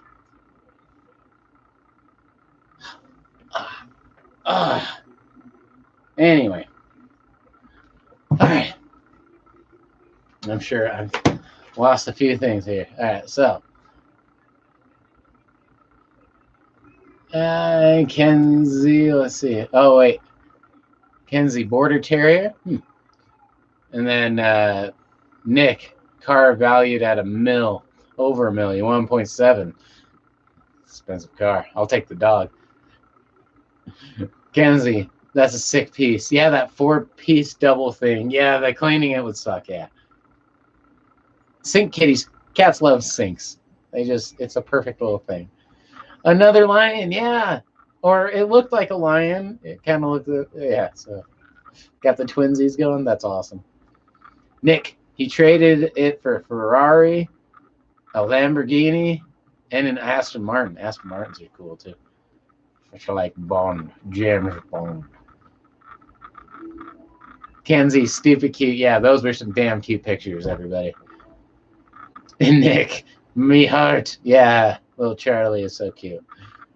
Ty, is your black car a vampire cat? Is your black cat a vampire cat breed? Black car, a vampire cat breed? He definitely needs a big vampire cape. Would set it off, I think. Sink Panda. Yep, there you go, Kenzie. That's funny. Jesus, those shrooms look wild. Yeah, they turned out cool. These are the same ones. Those are the same ones as the picture. Are these guys? So, smell good. Nick, Aston Martins are the classy old man supercar. Yeah, glides down the road instead of screaming. They're cool. I like them too because they're British, I believe, or at least they scream British to me. I like Britain and British. No, it just reminds me of James Bond, and my family's from out there.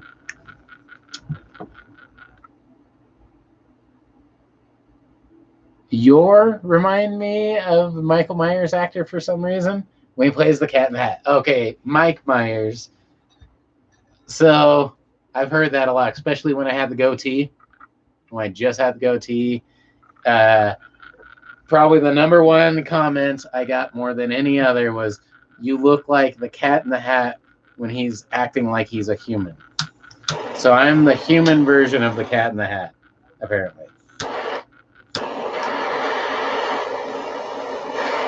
There's worse things to be compared to. But I've heard that no less than 50 times, dude. A lot of times. So, apparently it's true. I've never seen The Cat in the Hat with Mike Myers. But yes, I hear that a lot. And if I looked at stuff, I'd probably see a comment on that quite frequently. Hey Zeus, what do the shrooms smell like? These ones aren't very potent smelling. But they do smell like fresh mushrooms. Mushrooms have a very distinct smell. I think fresh, but I mean, they smell like mushrooms. You know? These ones smell good. I'm really excited to be growing mushrooms I can eat without tripping balls. That was a little intense. Nick, they are indeed British, but Mercedes supplies some of the parts now, so the V12 engines were designed by Ford, but they are some of the best, I'm guessing, V12s I've ever seen. I've just always been partial to them. I think what other game I had an Aston Martin too. Gran Turismo, I think I used to rock an Aston Martin. That was a cool game. Ty, sorry for messing up the spelling. No worries. Sometimes I mess up reading, so I just want to double check that too. Especially bright lights, getting high. Things happen. Not trying to be mean at all. He's a good actor, though. Oh, who? Ty? Oh, the dude, Mike Myers. Oh, yeah, no, you're good. He's okay. I got no problem with Mike Myers. He's fucking Wayne from Wayne's World. That's what he'll always be to me. So, I love that movie. Pleasant. Dude doesn't look like the Cat in the Hat. That's ridiculous. Well, I hear it all the time, especially is before the beard. And I see it. I see it. It's the Cat in the Hat when he's playing a human in the live-action version movie. He plays a hippie stoner Rasta. He's trying to get somebody to sign something. I just watched the clip to see what he looked like, and yes, it does look like me. Cheers, everybody.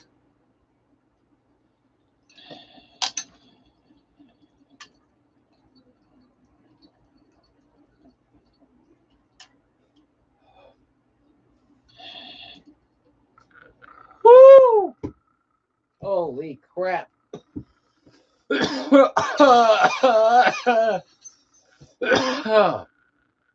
Gee-bus. Woo!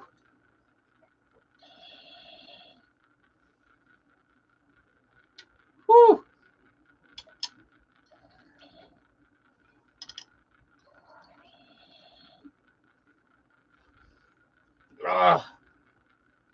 Feel it.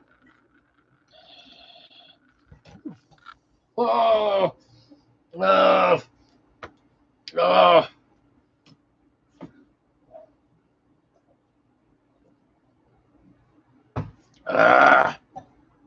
Ooh. Oh! All right. Ouch. Oh, that one hurt. All right. All right. All right. All right. Nick, I've seen a Vanquish with a 25,000 Formula One exhaust. Jesus. Can't remember Vanquishes, but they sound familiar.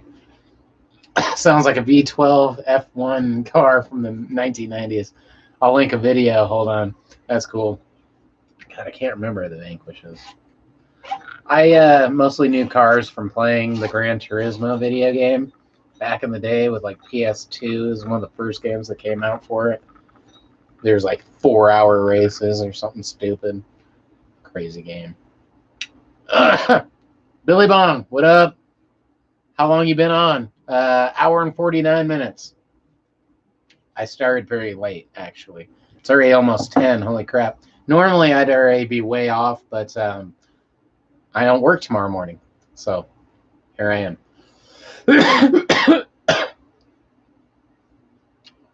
Sandy. Oh, no, the keyboard. I'm signing off. No, I'm not signing off. Not yet. I'm hanging out. I probably could, but I'm not. Probably should, but I'm not. I probably would, but I'm not. All right, I am. No, I'm not. No. Sandy. Yeah, I'm not going out yet. I just have keyboard on there.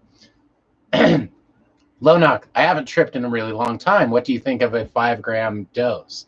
I think a 5. Hey, Zeus, nice rip. Not a bad one. That one I felt. If it didn't look nice, trust me, it felt adequate. Whew. All right, Luna, what do I think about a 5-gram dose? Hey, Zeus, I'm sad I don't have any concentrate. Yeah, flour might be better for a headache anyway, though. It has usually more CBD, which probably would help you a little bit better. I would think. Don't know, but I would hope so. This stuff smells and looks great. It's a little harsh. That's the problem with all the dispensary bud. It's really harsh. Like when I make my stuff, it's always less harsh. I feel like I flush it properly. But anyway, low knock, 5 grams. So here's the thing. I don't know if did you hear what I was talking about last week with microdosing? Were you here when I was talking about that? I will reiterate or recover it if not.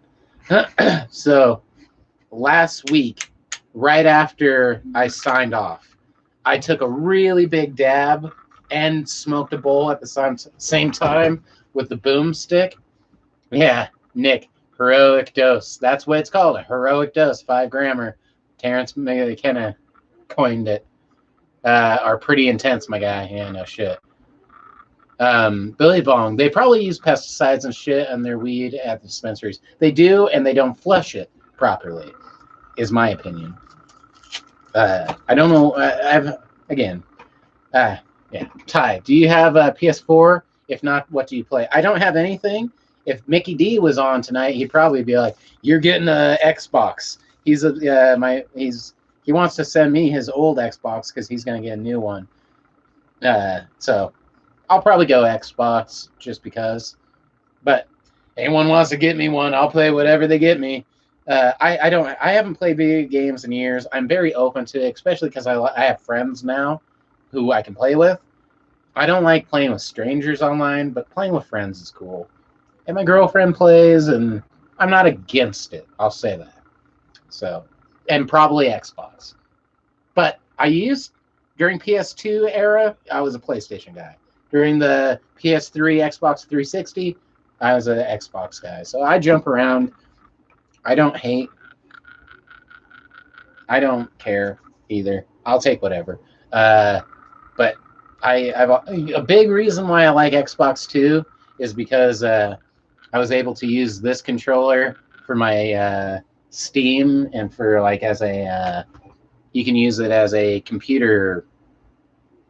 It's a generic controller for any game. I even have it hooked up with an X-Padder to use as a like a mouse pretty much. I can use it to control all my shit.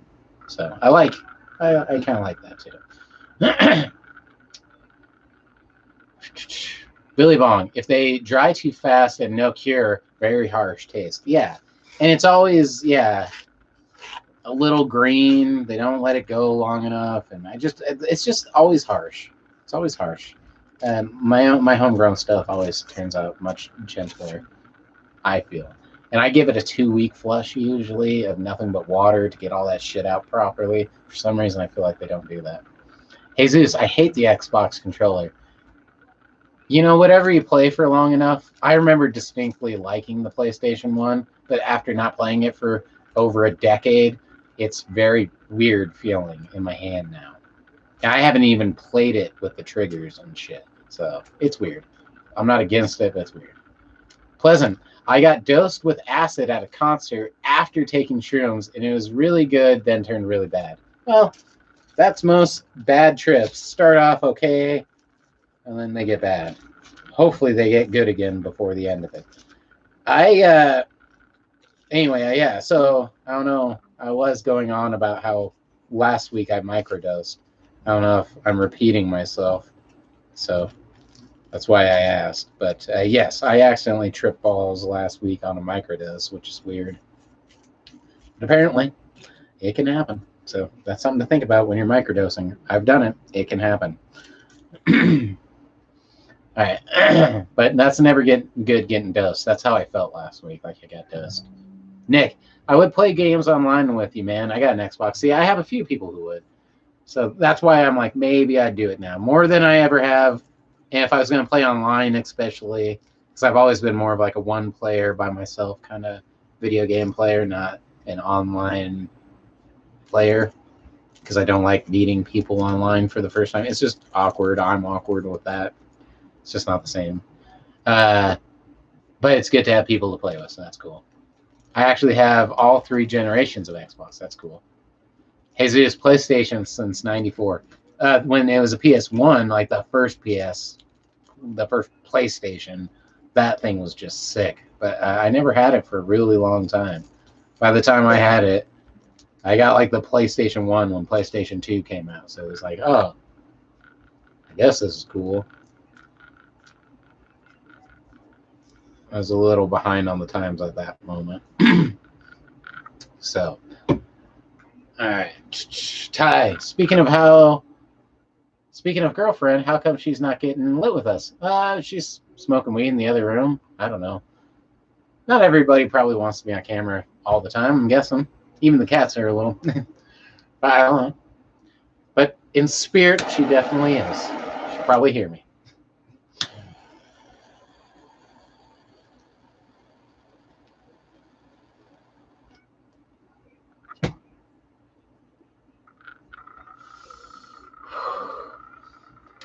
Low knock, I'm going to roll a joint too, man. We're good on it. Ty, yeah, no, there's no worries. She's more free too. But like I said, not everybody does live chats, I guess. Smokes pot. I don't know. It is what it is. Seems cool, though. All right. Billy Bong, you're not repeating yourself. Carry on. Oh, yeah, you tripped without us. What the hell? Okay, cool. You guys weren't here when I said it. I have Doom on the PS1. God, the memories. Nick, that's cool. I played Doom for, God, what is it? Nintendo 64. And I love that game, and it just gets so ridiculously hard. And it's like, it kind of stops being fun, but it's a great game. Jesus, I used to stay at my sister's dorm as a kid on the weekend for PlayStation, and her sexy ass roommates. There you go. I don't have a similar story there. But PlayStation, my cousin had one, and I used to be very envious of that because I was still playing like original Nintendo and Super Nintendo at that time for sure. Ty, I'm going to take a shower. Have a good night. Venmo and the rest of you guys. Hey, you can Venmo me if you want. You can give me money if you want. No, just joking. You have a good night, Ty. Get on it.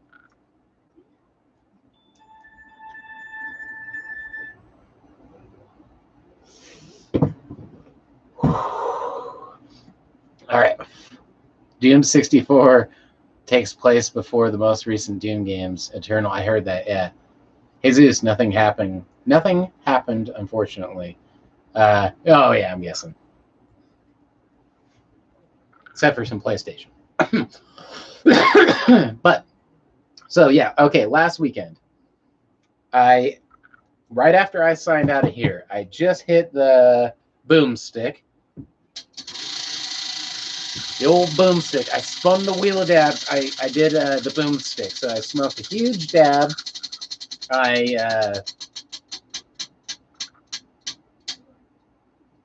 Free choice. I know what I'm smoking out of. I'm smoking out of the Purple Shark. So I did a huge dab, smoked a huge bowl, and then had a cup of coffee with my girlfriend and put on a horror movie.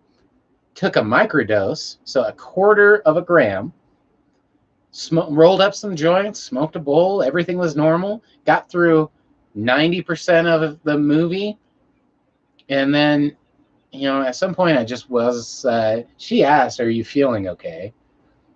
And that reminded me, I'm like, oh yeah, I did that microdose, didn't I?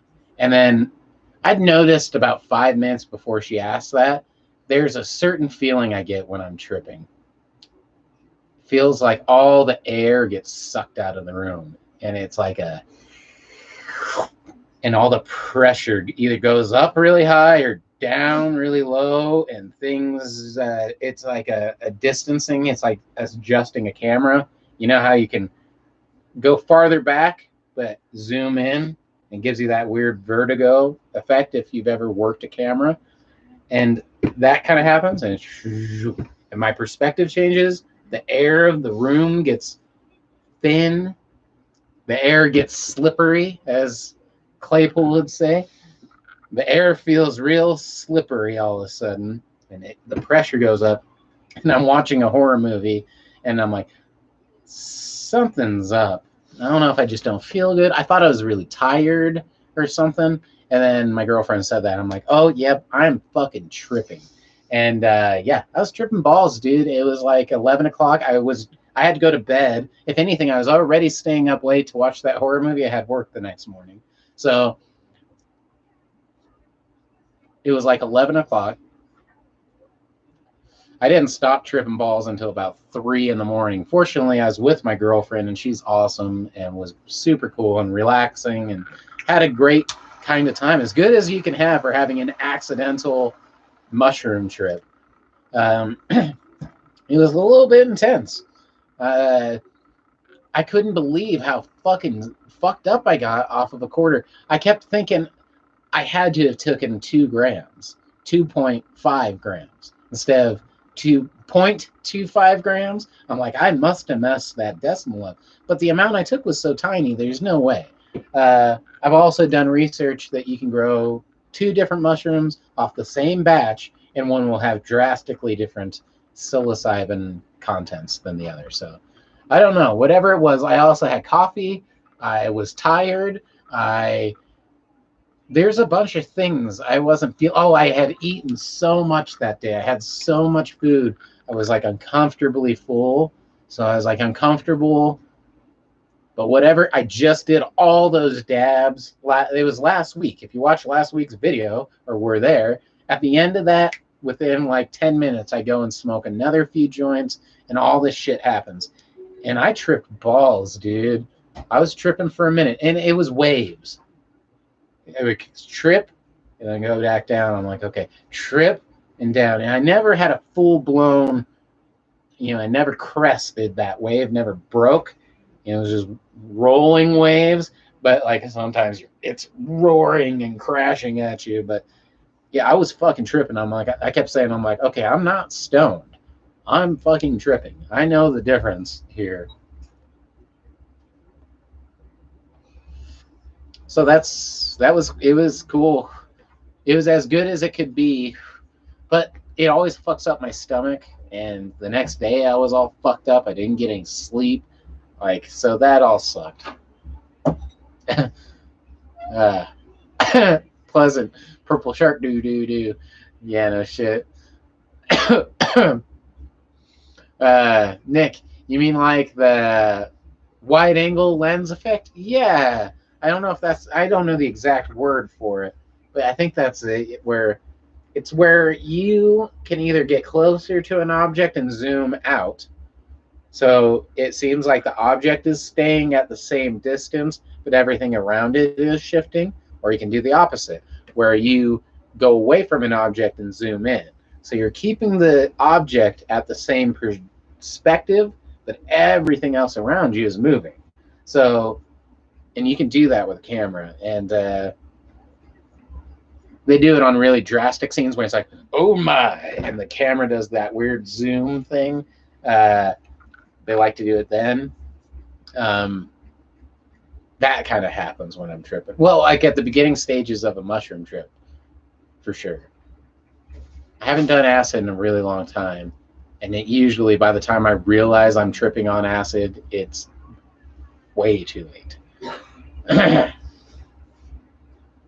Billy Bong, damn, I don't even want to try shrooms now. No, it was okay. This was an experience where I wasn't expecting it. So that's like the worst. That's like being dosed, Fortunately, I was at home and chill and shit. But I remember thinking while it was happening, even when I was kind of freaking out because I didn't want to trip right then, I was thinking, you know what? If I didn't have work and I didn't like in the morning and I didn't want to fucking like I wasn't worried about all that shit and like it was just too much to not be expecting. I'm like I'm like I could see how this would be fun if I could just like really relax and if I had it set everything up in a nice mellow mood. And again, my girlfriend's so cool and she was being so nice and accommodating and reassuring and yada yada.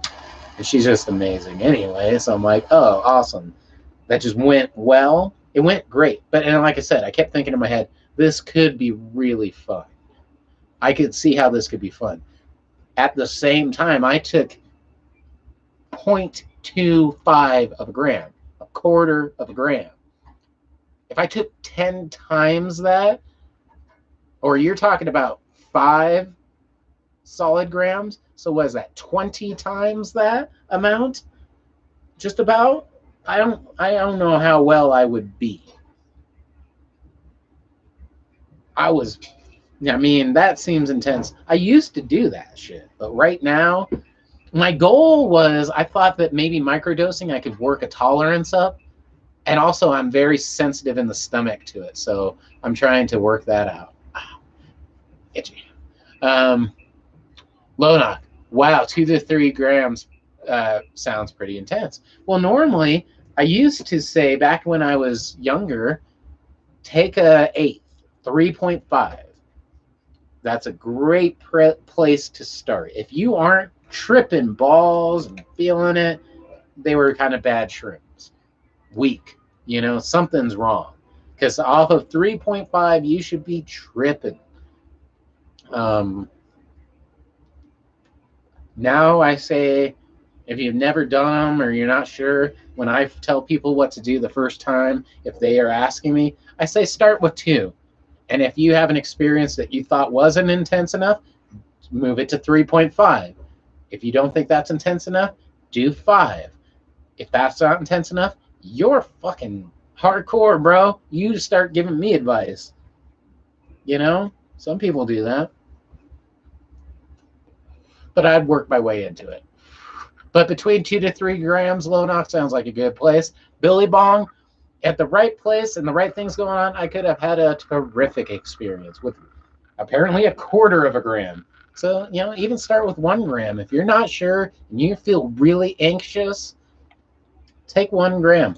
See what that does. It will do something. If it doesn't, you're not buying them from the right guy.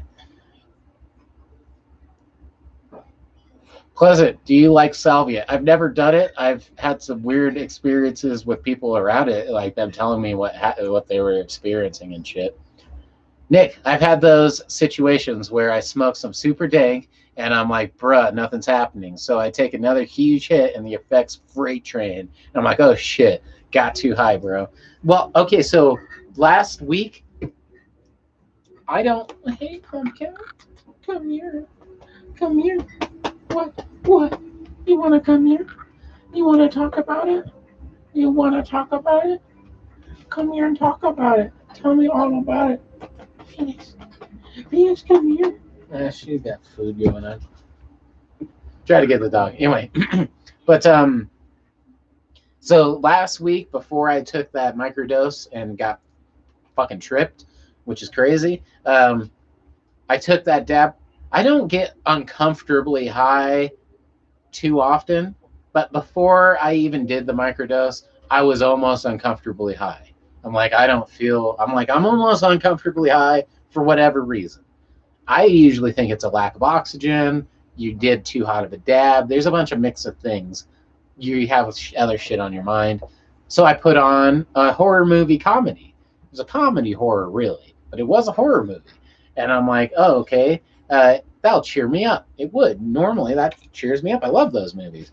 But I definitely wouldn't have put that on if I knew I was tripping balls in a minute by the end of it. And so, I don't know, man. Yeah, I have gotten too high. It's weird that almost happened right before. So there might be a little connection between why I tripped off a microdose and being uncomfortably high to begin with. All right. Jesus, I'm guessing that you just have to let it happen and not be afraid. Do you get the same feeling every time? So there's very similar feelings every time, yes. But about fear, I think I said this while this was happening.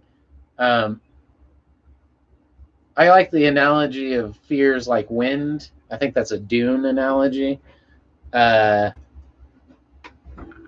you know, and my theory is you have to just kind of buckle it down like a tent, and it's just whipping all around you. And you just have to, stake your fucking place and just let it wash over you. It won't tear you down. It'll freak you out. It's scary, but it will pass. It doesn't last forever. And you have to just let yourself naturally break down those molecules in your mind and release. You can't be scared forever if there's nothing happening. You might be tripping, but like after a while, you gotta tell yourself, okay, nothing's actually bad happening. I'm still, I didn't take enough to kill myself, because you can't take enough to kill yourself. Breathing's a big one. Instead of curling up in a ball and freaking out and holding your breath and wondering what's happening, you gotta try and open up, get your lungs open, breathe. That's why it's good to be outside in nature, usually, is because you're getting a lot of oxygen. That's a good part of it. And just, let yourself fucking be like, okay. And like everything kind of comes in waves. So it's like, I've always noticed the best thing you could do is, and I couldn't do it that night because I just had work the next morning and there's someone there. I noticed this is a lot easier when I'm by myself to do, even though she was being great. And it's just the fact of presence. I can't let myself go the way I need to let myself go. But when I'm too high, I just start letting myself go. I literally close my eyes and I like to lay on my bed in the dark. Or it doesn't need to be dark because I have my eyes closed, but my eyes are closed. I let myself go, and I say, okay, I have two options. I can fight it, or I can ride this shit and just laugh and be like, this is what being high is, I guess. Just let it be what it is. That's why it's good to take almost too much, because at some point you're so fucking high. I remember I was having like a tingly feeling in my left arm. Sometimes that shit happens to me and I freak out. I'm like, am I having a heart attack? Like if I'm too stoned, if I get a weird tingly feeling in my arm, even if it's just falling asleep. But I remember tripping that night and being like, well, fucking sometimes you're high and sometimes the shit tingles, and then it just went away, and I'm like, okay, cool. And that's the same with, if I'm by myself, I can just let myself go and be like, okay, at some point you just have to let yourself go. It's the same with like anytime I kind of get this feeling when I'm in an airplane or something. I get really anxious, but at some point I'm like, okay, I have no control. You have to just let yourself go. I don't like it. I hate it. Roller coasters, all these things. I don't like it. It's too intense. There's too much movement that's not natural. But if you just let yourself go, you can kind of enjoy it. And that's why not everyone can do it. And it's demasculating. It's hard to be like, oh, I'm fucking badass, and then be like, okay, you have to let yourself go into the void, dude, because at the end of the day, you're just in the hands of eternity, and it can just do whatever it wants with you, and you wash back ashore into reality, and you're like, okay, I've literally, after trips, been like, okay, shit's solid. I have depth perception. This is very normal. Nothing's trailing. I'm like, okay, I washed back ashore, but I'm like, I don't know, man. You definitely take a trip. You definitely go out to the.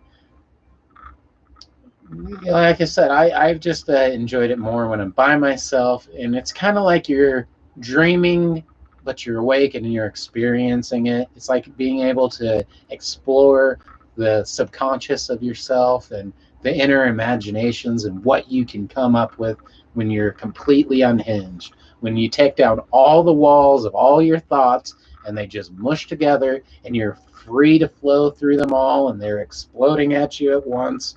Shit, it's just changing your perception. Instead of thinking of one thing, you can think of 10 or none, or it's just weird like that. On top of that, your visual, everything is a little kooky.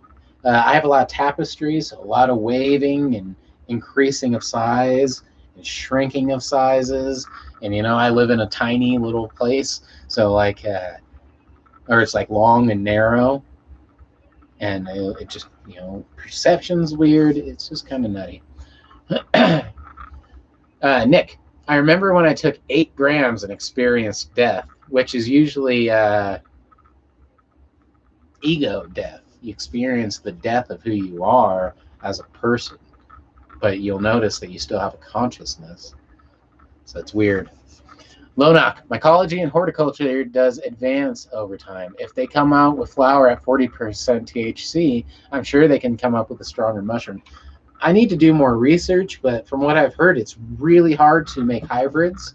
They're unstable. That's why you'll notice there's 10 million fucking pot strains right now.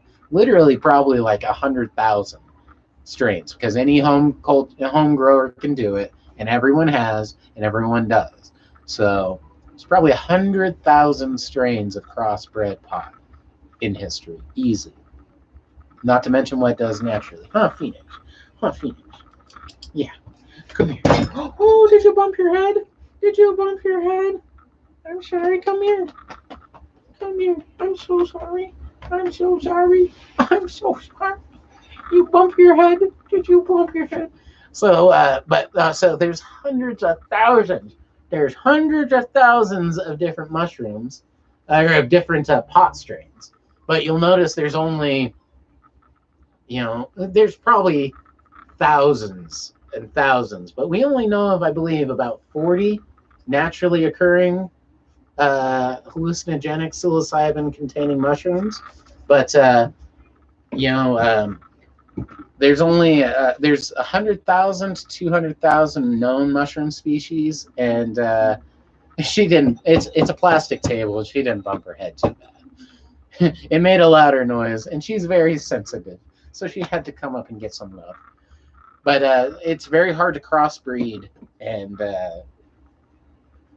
different types of mushrooms aren't just like Golden Teacher and B plus. I always call them Plan B.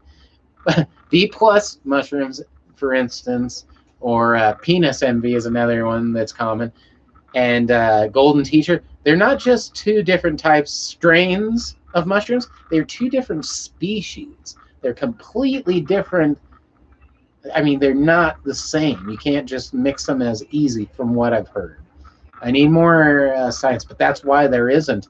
I mean, there's only when you go to buy, if you went to buy seeds for pot, there's 100 to 200 selections per seed bank. You go to any mushroom thing, they'll have 20. I mean, what's the difference on that? It's 100 to 1, It's crazy. So it's not as easy, and you kind of just got to go with nature. The cool thing with mushrooms is they're quicker to grow, and you can just take the spores and redo the cycle. The cycle is a little bit easier than cloning. Pot's a little bit harder than growing mushrooms, in my opinion. Pleasant. Got to find something to do while you trip, like hike or play an instrument, not just sit there and think. I don't know. I kind of like to sit there and think when I'm in the dark and I'm on my bed. Doing things freaks me out. Like, I can't watch TV. TV is fucking me up. I can't sit there. And if I do, again, I have to be by myself, and I get way fucking sucked into it. And by the end, I can't change what's on. So it has to be really good. And it's just too much. It fucks with my depth perception too. I get sucked into it, and which can be fun to get sucked into the TV, but not if you're watching a horror movie and not thinking about it. It was a little much for me. All right, Nick. For me, relaxing highs have been paired with dark ambient or funeral synth music. I'll have to send you a link to one I listen to. Funeral synth sounds cool for synth. So, Sandy, wow, Venom. I love that explanation of tripping you just expressed. Thank you. Nick, that poor baby. Yeah, she bumped her head. It's like I said, not too bad. It is a heavy table, but she's okay.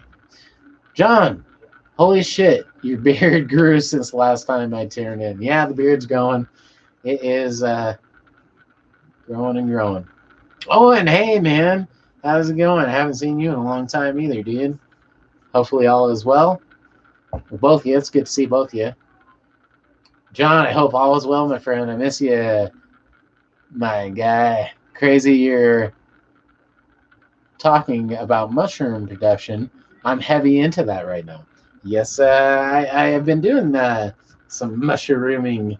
I think that's a good time to do so.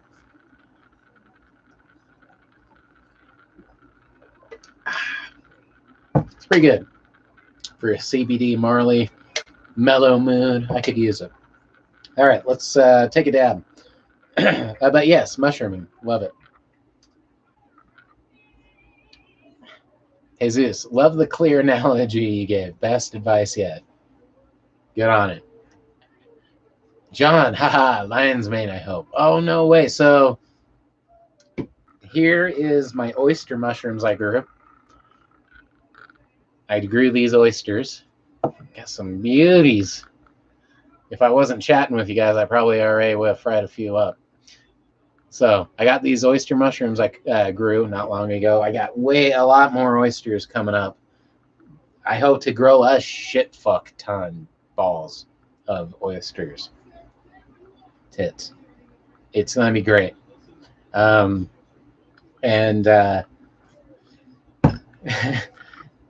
so yeah. But lion's mane, I tried to do lion's mane, and I was trying to inoculate brown rice flour cakes just to see if it would work. It did not. I have one left that might make it, but I don't think so. And then I tried to do rye. Did not work. They all molded. All my lion's mane's really sensitive. Did not work for me. I'd like to try again, but I think you need to use I need to use a wood substrate to inoculate. And I haven't done that tech yet. I don't know how to do it. And it seems like they do really well in bags. I don't know. My lion's mane did not go well. That was a failure completely. But I tried. All right, Nick. For funeral synth, I listened to ultra obscure genre called Death Dream. There's only about 50 albums in the genre. Sometimes it can be warm and relaxing, and other times it can be haunting. Send me a link. I'm down. I'm down. Funeral synth overall sounds like it. If I was going to listen to synth music, that sounds more like something I'd listen to. I like Funeral Doom. All right. Nick. Father 2006 is my fave in that genre. All right, I'll have to check it out. I guess I can do that right now. Or at least, I just usually, if you send me someone to check out, I usually just look them up, take their most popular song, and save it for later to listen to. Even if that's not the song I want to listen to, it's just easy. So.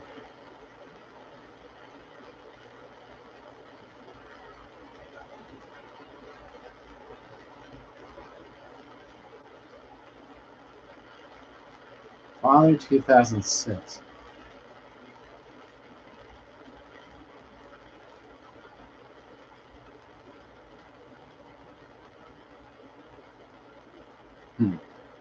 I'm having a hard time following. Send me a link. All right.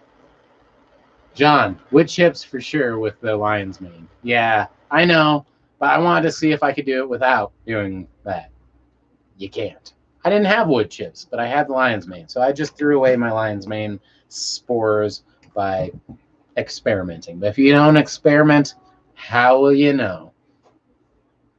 John, wood chips for sure. What do you know about sacred geometry, my man? Let's hear it, bruh. Oh, the funeral doom? No, I'm just joking. Funeral doom. Owen. Oh, hey, I missed that. All right, hold up. Let me not mess up my dab either. I gotta go back. I'm missing comments here. Owen. Been good, hopefully. That's good.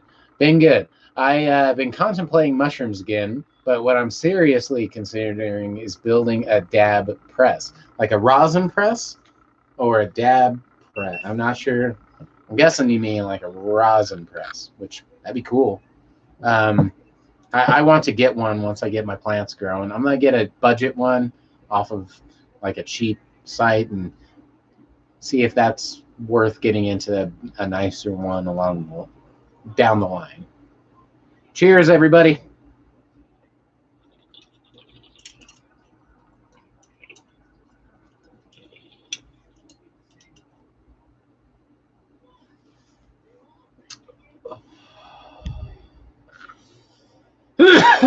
Oh yeah.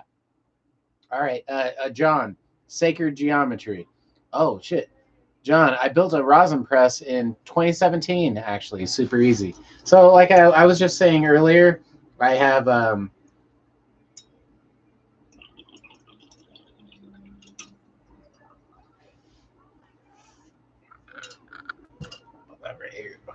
where is it? I've done mini rosin press dabs, which are super easy. For anyone who doesn't know, eventually I'm going to do a video on them, but I have vice. This one's nice. It has a little place to put the clamps. I have vice clamps.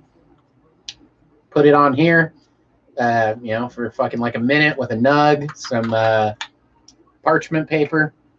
You got yourself some little mini rosin press dabs. But I would really like, it'd be cool to have a homemade one. It's probably sicker. Your homemade one's probably just as dope as any one you can buy.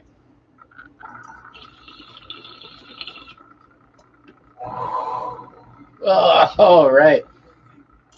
All right. But that's cool. You built one. Owen, copyright. Oh, how's my I wonder if you're asking about my copyright. I have good news if you're asking about my copyright situation. You're looking at the proud owner. Copyright. All right. Built a rosin press in 2017. Not going to get the same yields as your $500, $800 presses, yeah. But use the chips for edibles anyhow. That's kind of cool. The little flat pieces. That's cool. John. Yeah, I was gonna get one for like $200, $300, like a cheap one. Just I've seen them for sale and just see if I want it. Maybe I'd invest a little bit more just so I actually enjoy it and have a decent one. Because I actually do want to make rosin. The only problem is I don't know how big my yield is going to be for a while. It might be a down the road thing for right now. I would like to get a second room and do some outdoor, everything in good time. All right. John, let's talk offline, bro, for real. My thing is, what you call it? Venom 420 on Insta. You can always hit me up there, bro. And anyone can send me cat and dog pictures. It's always nice, too.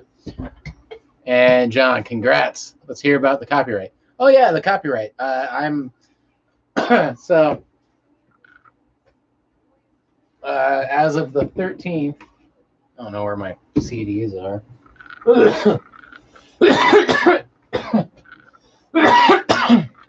I am the proud owner of the Symbiote copyright, which most people wouldn't care, but like if you make a band name, you wouldn't care too much about owning the copyright because probably no one else has that name.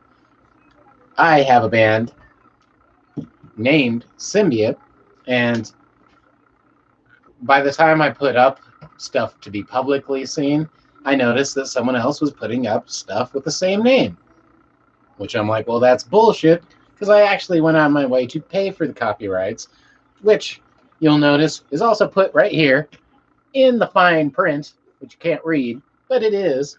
It's like legit. I copyrighted my shit because I took it serious, just in case. And what do you know? It actually came in hand. But to get all the paperwork and everything sorted took over a year. So in the meantime, I've had a lot of problems with like people posting under the name Symbiote with their band name on Facebook, on all the sites like Spotify. I've just I'm gonna do this tomorrow because this is my first days off I've had in a while. But I'm going to start a claim, file a claim, get those guys off because I own the copyrights. And I hate to do it, but I'm gonna make them stop using the name of the band I've had for like 10 years. So, but it's gone well.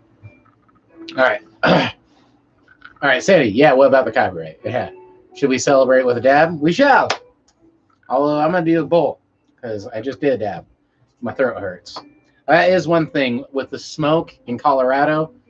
It's harsh. But it took me a year, a lawyer, and $300+ to get that copyright and the claim and them to be stopped and all that shit.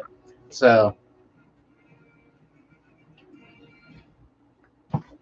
all for a band that consists of just me and doesn't get listened to by very many people. But a big reason why I wasn't like telling everybody to go check it out and being like, oh, check out my band, is because every time I did, they would shuffle it in with all that other shit that they were making with the same name. And be like, oh yeah, we checked it out. I heard this part. I'm like, that's not mine. It was just so much confusion. I should have pushed Purple Shark a little bit harder because I did the copyright to this as well, but nobody's come up with that name. It's very unique. You know what I mean? Apparently, Symbiote was just catchy enough where another person used it and so forth. So, but yeah. Now, but that's always out there too. So they're both on Spotify. Symbiote still has the shuffled in with other people. I'll fix it. And I got my studio. God, can't talk today. Bit my fucking shit. All right, my studio's hooked up. I want to make more music here very soon. And now that I have all that copyright shit taken care of, I can tell you guys where to find it and not have any mix-ups. I would really like to do some music videos and shit because a lot of the reason I did this show was to learn how to use a camera, lighting. I learned a lot of that shit to shoot music videos. I like to shoot music videos to learn how to shoot short films and just expand from there. I've always loved being behind the scenes as well. Directing, producing, recording. It's all fun. Any creative. Good shit. All right. I use a panini press to crush nugs. Hey, Zeus, that's kind of cool. I use a panini press to cook food, a bunch of different foods, because I like grilling on both sides at the same time. That shit's dope. Nick, Venom 420, the movie. Well, I'd like to make maybe a documentary, which would be a movie like that's as long as a movie, and you need as much filming, if not more. So it's all baby steps, and they're gonna start happening quicker because shit's going good, and I feel really good, better than I've felt in years. Nick, remember this dispute, my dude, in Rio Resex RN? Oh, my dude. Oh, sorry, I'm mixing up too much. I remember this dispute, says Nick. The album covers looked pretty similar, too. They did, didn't they? But I don't know, man. I don't know what to tell you. I thought that was a little shady. And mine came out and I couldn't dispute it. And when I did, they're like, do you have any proof? And I'm like, all I had was not enough. And they're like, okay, well, we'll tell you what we'll do. We'll separate your two albums because that other band was Symbiote. Their albums will be on one, but you guys are going to share the name, which is fine, except for they still left one of their albums on mine, and like my songs would pop up on there. So I'm like, okay, you didn't do it right. So I'm like, okay, I'm going to have to just get my fucking shit, which required me to get the copyright lawyer to send me the information, which took a year because of the pandemic too, to send me my information for proof of my fucking copyright. And yeah, so it's bullshit. But now I got it taken care of. I just have to actually take care of it. Jesus, they owe you money. Technically, if they made money off of my name, I could sue them. But I have a strong feeling with their count on, you know, Spotify. I can see how many people listen to them a month. You know, 10 people a month maybe listen to mine a month. 20 people maybe listen to theirs a month. When we were combined, it was like 30. So splitting off, they had way more, but they have a full band. So they have more people who probably know them. And they, who knows? I've never pushed mine that hard. But I don't have many people who listen to me a month. I'm not on a lot of playlists. You see that type of shit when you're an artist on your stats, like how many people have put you on playlists, how many people listen to you this month, where are they listening to you from, shit like that. And which I lost interest too because it was all shuffled with their shit. So I'm like, I don't know who's listening to what. So it kind of pissed me off. But I still have to make the claim. I'm going to do that tomorrow. I haven't done it since I have now exactly what they want. My copyright number, a note from my fucking lawyer, the whole fucking nine, which is crazy that I did that. It was unnecessary. I had the money too at the time when I got it. When I got the lawyer and shit, I'm like, fuck yeah, I'll get a lawyer. Fuck them. I want that name. I've had this name since I was a kid. I'm going to make music every day because I'm awesome. I should have made more music, but it also made me quit. I was in a bad space, and then someone took the name of my fucking band and was fucking up my shit. So I just kind of took a hiatus on working on that. But I just fixed up the fucking the apparition, my sick ass guitar. I got my fucking bass finally hooked up again. The fucking bass of doom. Fucking like everything set up for another Symbiote album. I have it all perfectly set up in this room right now. And I'm like, everything's coming together. I'm in a great mood. I just got my fucking copyright on that. Shit should be going good. As far as that and me. Ty, good to have you back. I looked in on your Insta and I have the same bag as you do. Hey, I looked in your Insta and I have the same dime bag, I'm guessing, as yours. That dime bag is yours. Dime bag. Yours is much bigger. Yeah. I had different ones. So are you talking about the dime bag? Do I have a dime bag present? Oh, on the Insta. I don't know what bag you're talking about. If you're talking about dime bags, the person who worked on my hair last time, they're dating the owner of dime bags. It's pretty cool. John, hell yeah, brother. Not enough of us producing or creating sucks. Consuming. Yep, you have to make a choice. And then yin yang. Yeah, that's the key. Two of us have, there's always going to be consumers, but I think the key is to do as little as possible. Always create, don't consume, if you can. Lonock, I'm not an entertainer, but it's cool chilling and smoking with you. I work, so I'm not here a lot. Yeah, no worries, man. Hey, you're entertaining me. So, John, me and you are going to link. Yeah, for sure. The universe has a plan. You watch. You're speaking big facts. Hell yeah, buddy. Jesus, I found a presser for $40. The one I was looking at was like 200, maybe 250, because it wasn't the cheapest. It wasn't by any means expensive. But I figured I didn't want to go super into rosin press.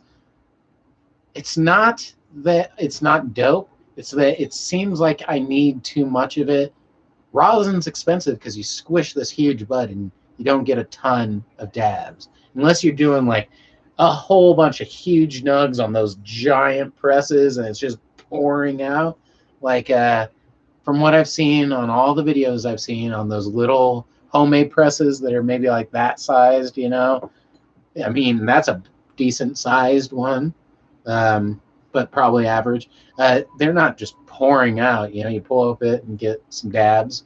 But with the amount I dab, I don't know if I can grow enough yet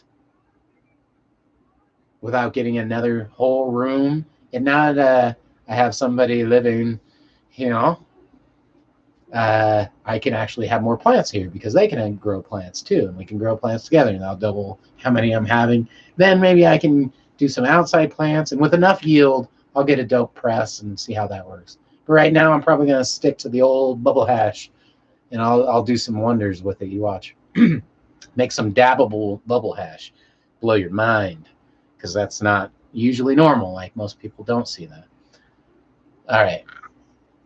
Dime, yeah. It's a hemp gray and green dime bag. Yeah, so that's what I was wondering if you meant. So the dime bag, I just got my hair tightened up last week, somewhere in there. Yeah, so I got it last week because it was right before the mushroom trip and all that shit.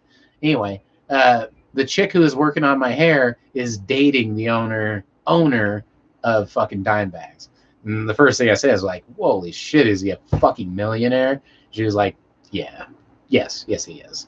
He wasn't always. He had to scrape by. In the first few years, he was making $13 a day. And I'm like, well, fuck yeah. I'm glad he stuck with it. Dime bags were always sick. And then I asked the classic stupid metalhead thing. I'm like, does it have any reference to Dimebag Darrell? Like, no. He used to buy.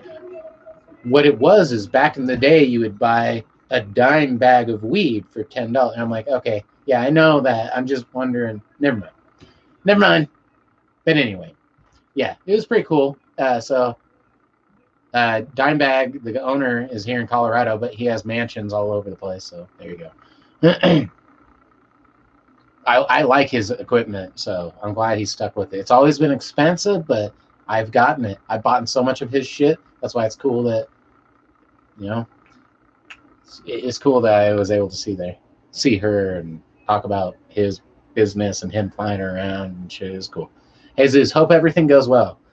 To you too. Here's to everybody. I hope everything goes well.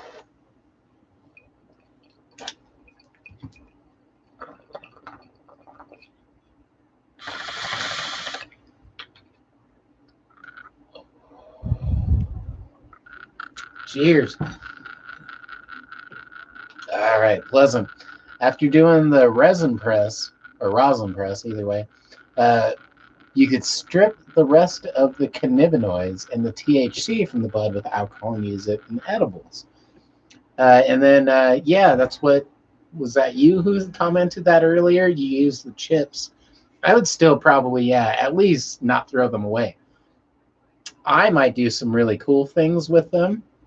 I have some ideas in the old noggin, so maybe make some cool art with the pressed chips of them. Maybe put them in some cool things. I don't want to give away too much. So let's just say my idea is to do a lot of crafty things and start like a shop up or some shit. So Nick, good thing I have a hydraulic press. No shit, you just have to have it heated. As long as you can do heat and press. I wonder if you could squish it hard enough. If your press squishes way harder than a rosin press would, if you could just press it out. Or if you do need heat, and you probably need heat too. You might just be able to use that and then put a hair dryer on it to get really hot while it's pressing it. Might be able to do it. Owen, you should take a road trip to Canada and come smoke some Northern Kush. Yeah, no shit. Canada is the only place outside of Colorado I've ever been, or not out of Colorado, out of America I've ever been, and I loved it. Checked out British Columbia, Vancouver. I'm all about it, and it's been forever. Oh, hey there, sweetie. What up? What you doing? Yeah. You know, hop squat. Oh, they're so good.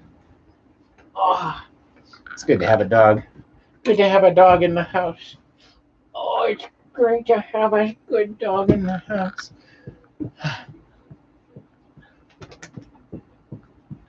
Uh, but yes, road trip. As soon as the world's not fucked up, I would love to. And if I could get out of fucking America and Colorado, as much as I love it, I would love to get the fuck out of here right about now. Take a trip would be much needed.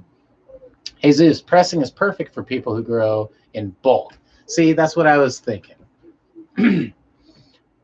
Nick, it's almost 1 here, man. I think I'm gonna call it a night. Ears, Che. I've always affectionately called my dog stupid.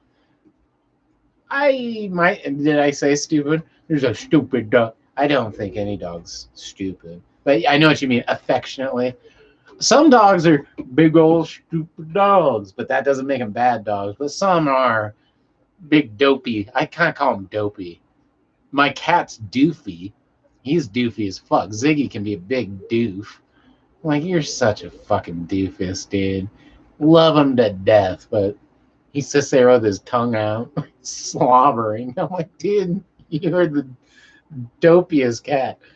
Love him, though. Anyway, Nick, have a great night. Ears, Che, to the Ong Bay.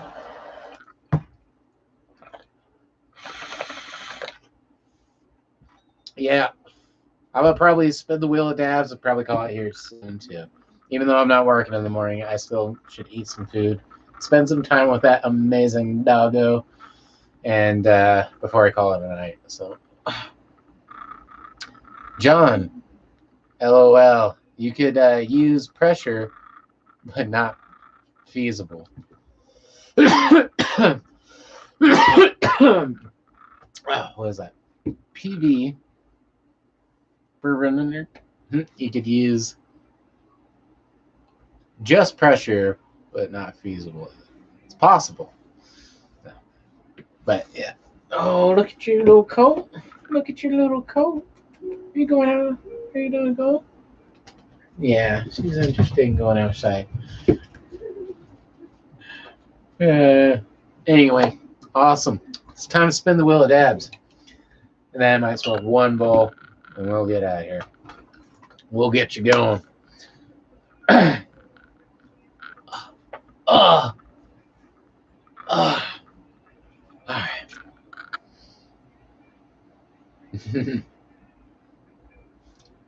Oh, yeah.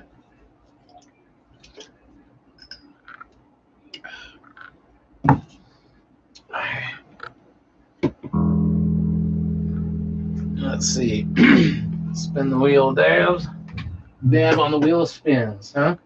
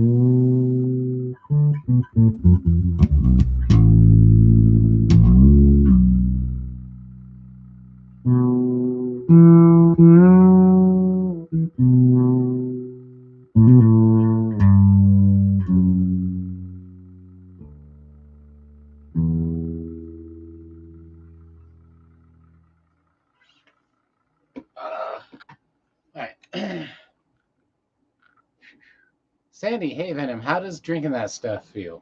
Stuff feels pretty mellow. It's a pretty low dosage of CBD, 25 milligrams. I think that's pretty low, but good priced.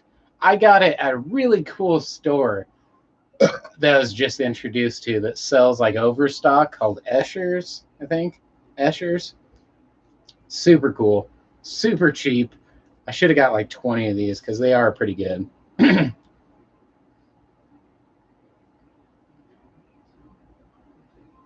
Yeah.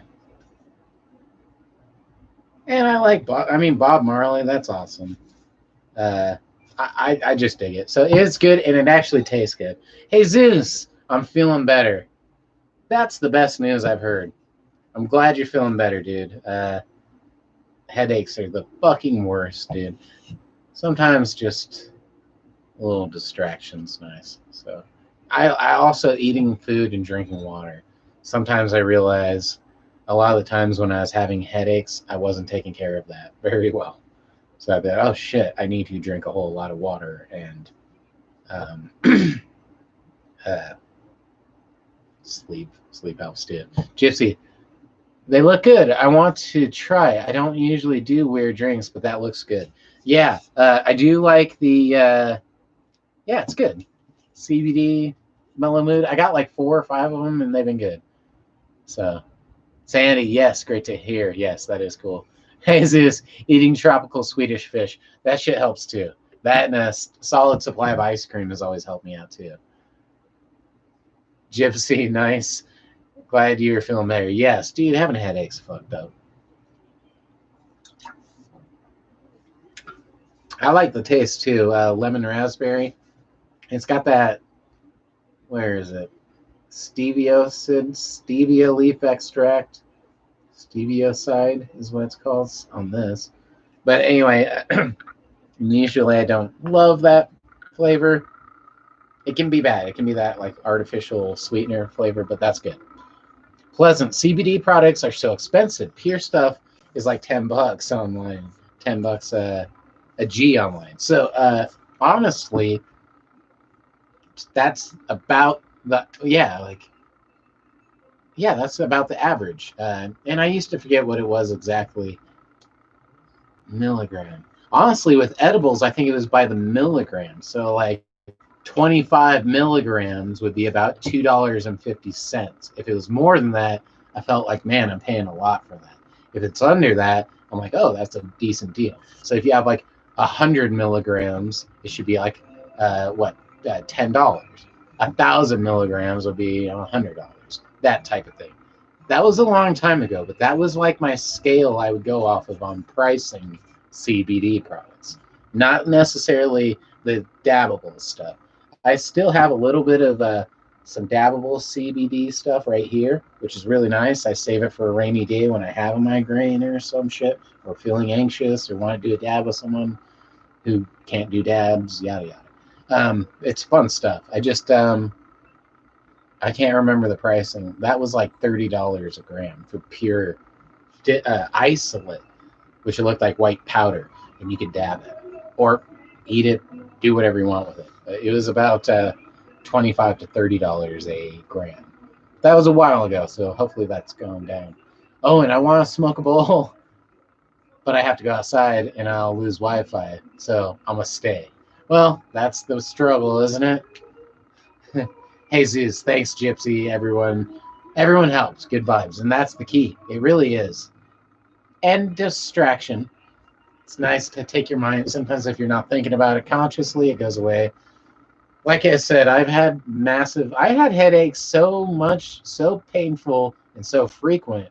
I almost went and got like a fucking scan to see if I was okay, because I've heard of like people I know and like watch their stuff, like celebrity-ish or whatever, who like had migraines their whole life and never really got it checked out thoroughly, and then by the time they did, they had a fucking like brain tumor, and it was pretty much inoperable. And it's like, oh shit, well, if you have migraines all the time for years, eventually check it out. And mine was getting there, so loved. So that always helps. The 6-shooter. That's what it is. And that's what we're doing. We'll do a dab. And then, like I said, I'm going to probably maybe smoke a quick bowl, and then we're going to call it. Things are doing good. I'm feeling okay. Life has been doing okay. Taking an accidental mushroom trip was a little intense. Apparently, some mushrooms murder, just kick ass. Because I was doing microdosing for months without any hallucinogenic feelings. Maybe the slight feeling of like, oh, maybe it's going to happen. No, just stoned, just smoked a joint. I'm okay. And then that day, I was tripping balls. I had to stay up till like 3 in the morning, just fucking dealing with it. It was crazy. That was a week ago. I'm just now straight 100%. Like, okay, wow. I always need a lot of time to readjust after tripping. Try to do that away from my face usually. Not doing a very good job tonight. But yeah.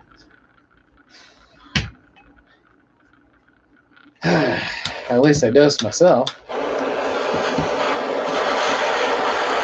I took a break. I haven't done my microdosing this last week. I'm a little worried, I'm not going to lie. So the next time I do it, I just want to be prepared in case. Really monitor what happens and realize that I might have just had a really potent one. Hey Zeus, you ran into a really potent one. So I've read on forums at the Shroomery, and I believe I've watched at least one thing on like a YouTube video somewhere. Can't remember what.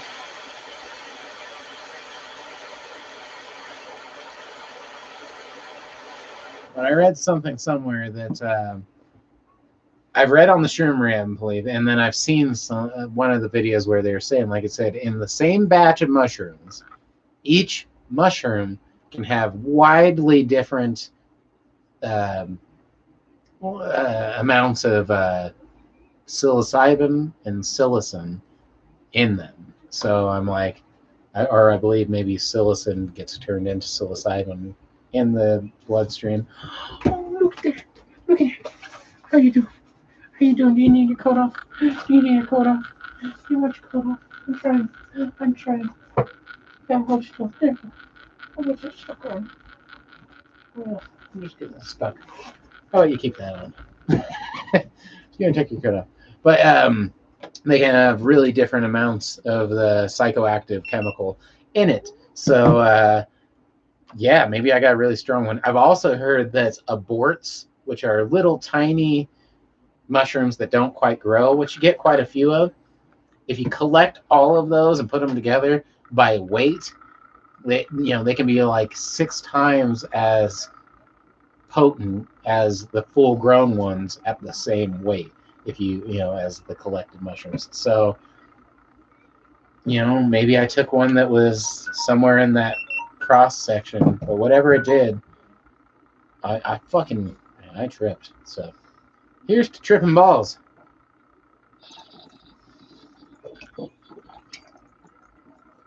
May it be fun, and may you learn something from it. Even if it's a bad trip, I feel like sometimes you're being told something that you need to know, or you're being told something about your surroundings that maybe you shouldn't be there, or it's not right, or who knows. Okay, pleasant. The strongest shrooms I ever had were a bag of super tiny caps, which, see, that makes kind of goes into what I was saying a little bit there.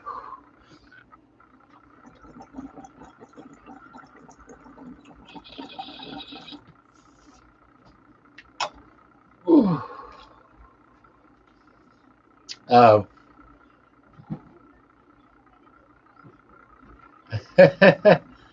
Pleasant. Holy shit, you are mentioning this now 6 times. Yeah. At least, huh? Well, it was the funnest thing I did in the last week. Although it was a little weird.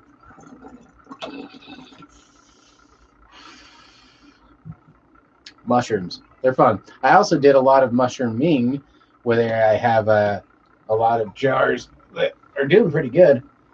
It's too late to get them, but mushrooms are doing good. So, but yes, I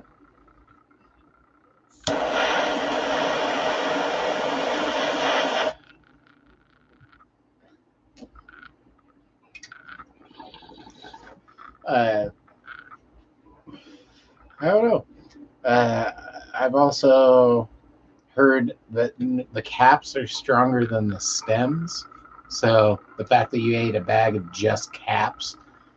I've also heard back when I was first taking shrooms, there was kind of like an urban legend around the fact that if you take the caps will give you a head high and make you trip. And the stems will give you a body high.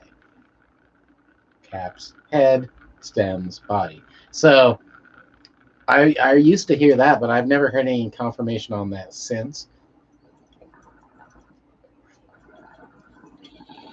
The problem is it's still illegal to do testing on all that shit at the federal level. So there's not a lot. We are still the people who come up with all the data. You know, we are the test subjects. We are also the people implementing the test itself. So our knowledge is as good as any expert.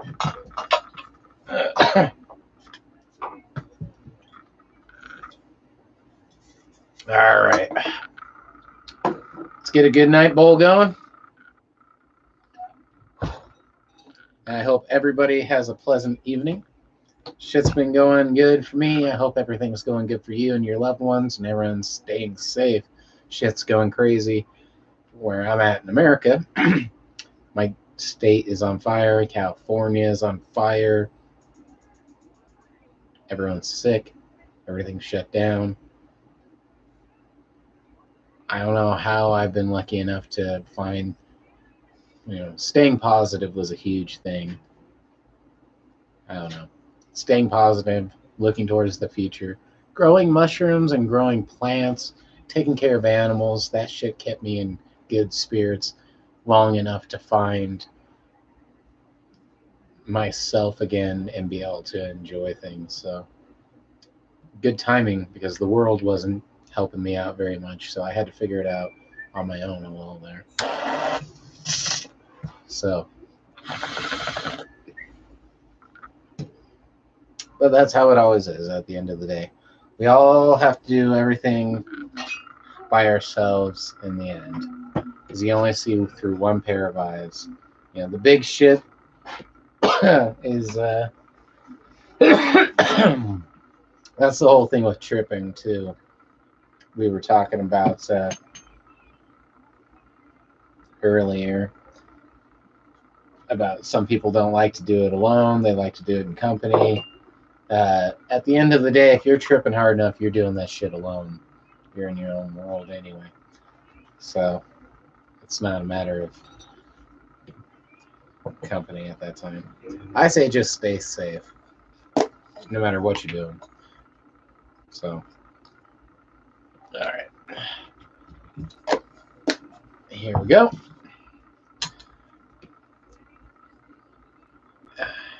Thank you so much, everybody, for sticking with me. We will have plenty of shit going on here soon, I'm sure. Hopefully you do as well, and everything's going good. So, all right.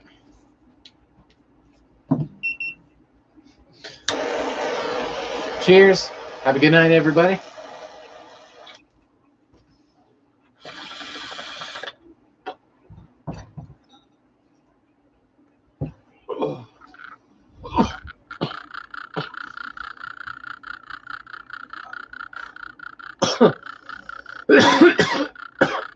Gypsy, cheers. You have an amazing night.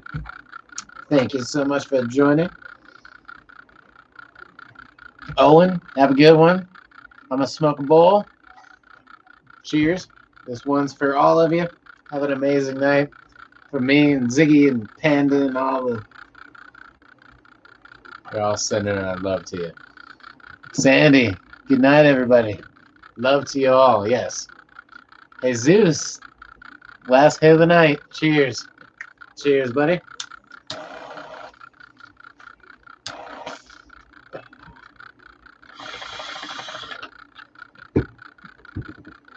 Whoa!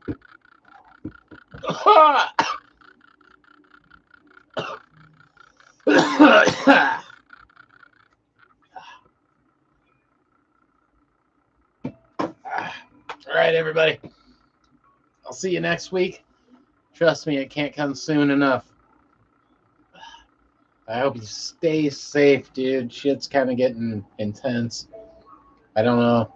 I'm really trying to set shit up for my future because it just seems a little freaky anymore. So my goal is to work less, get away from people, get out into nature, enjoy my life before shit gets any crazier. Set up a good foot mentally and physically just in case shit gets rocked. So stay safe, everybody. Good night, everybody. Gypsy, peace out. Jesus, have a good one.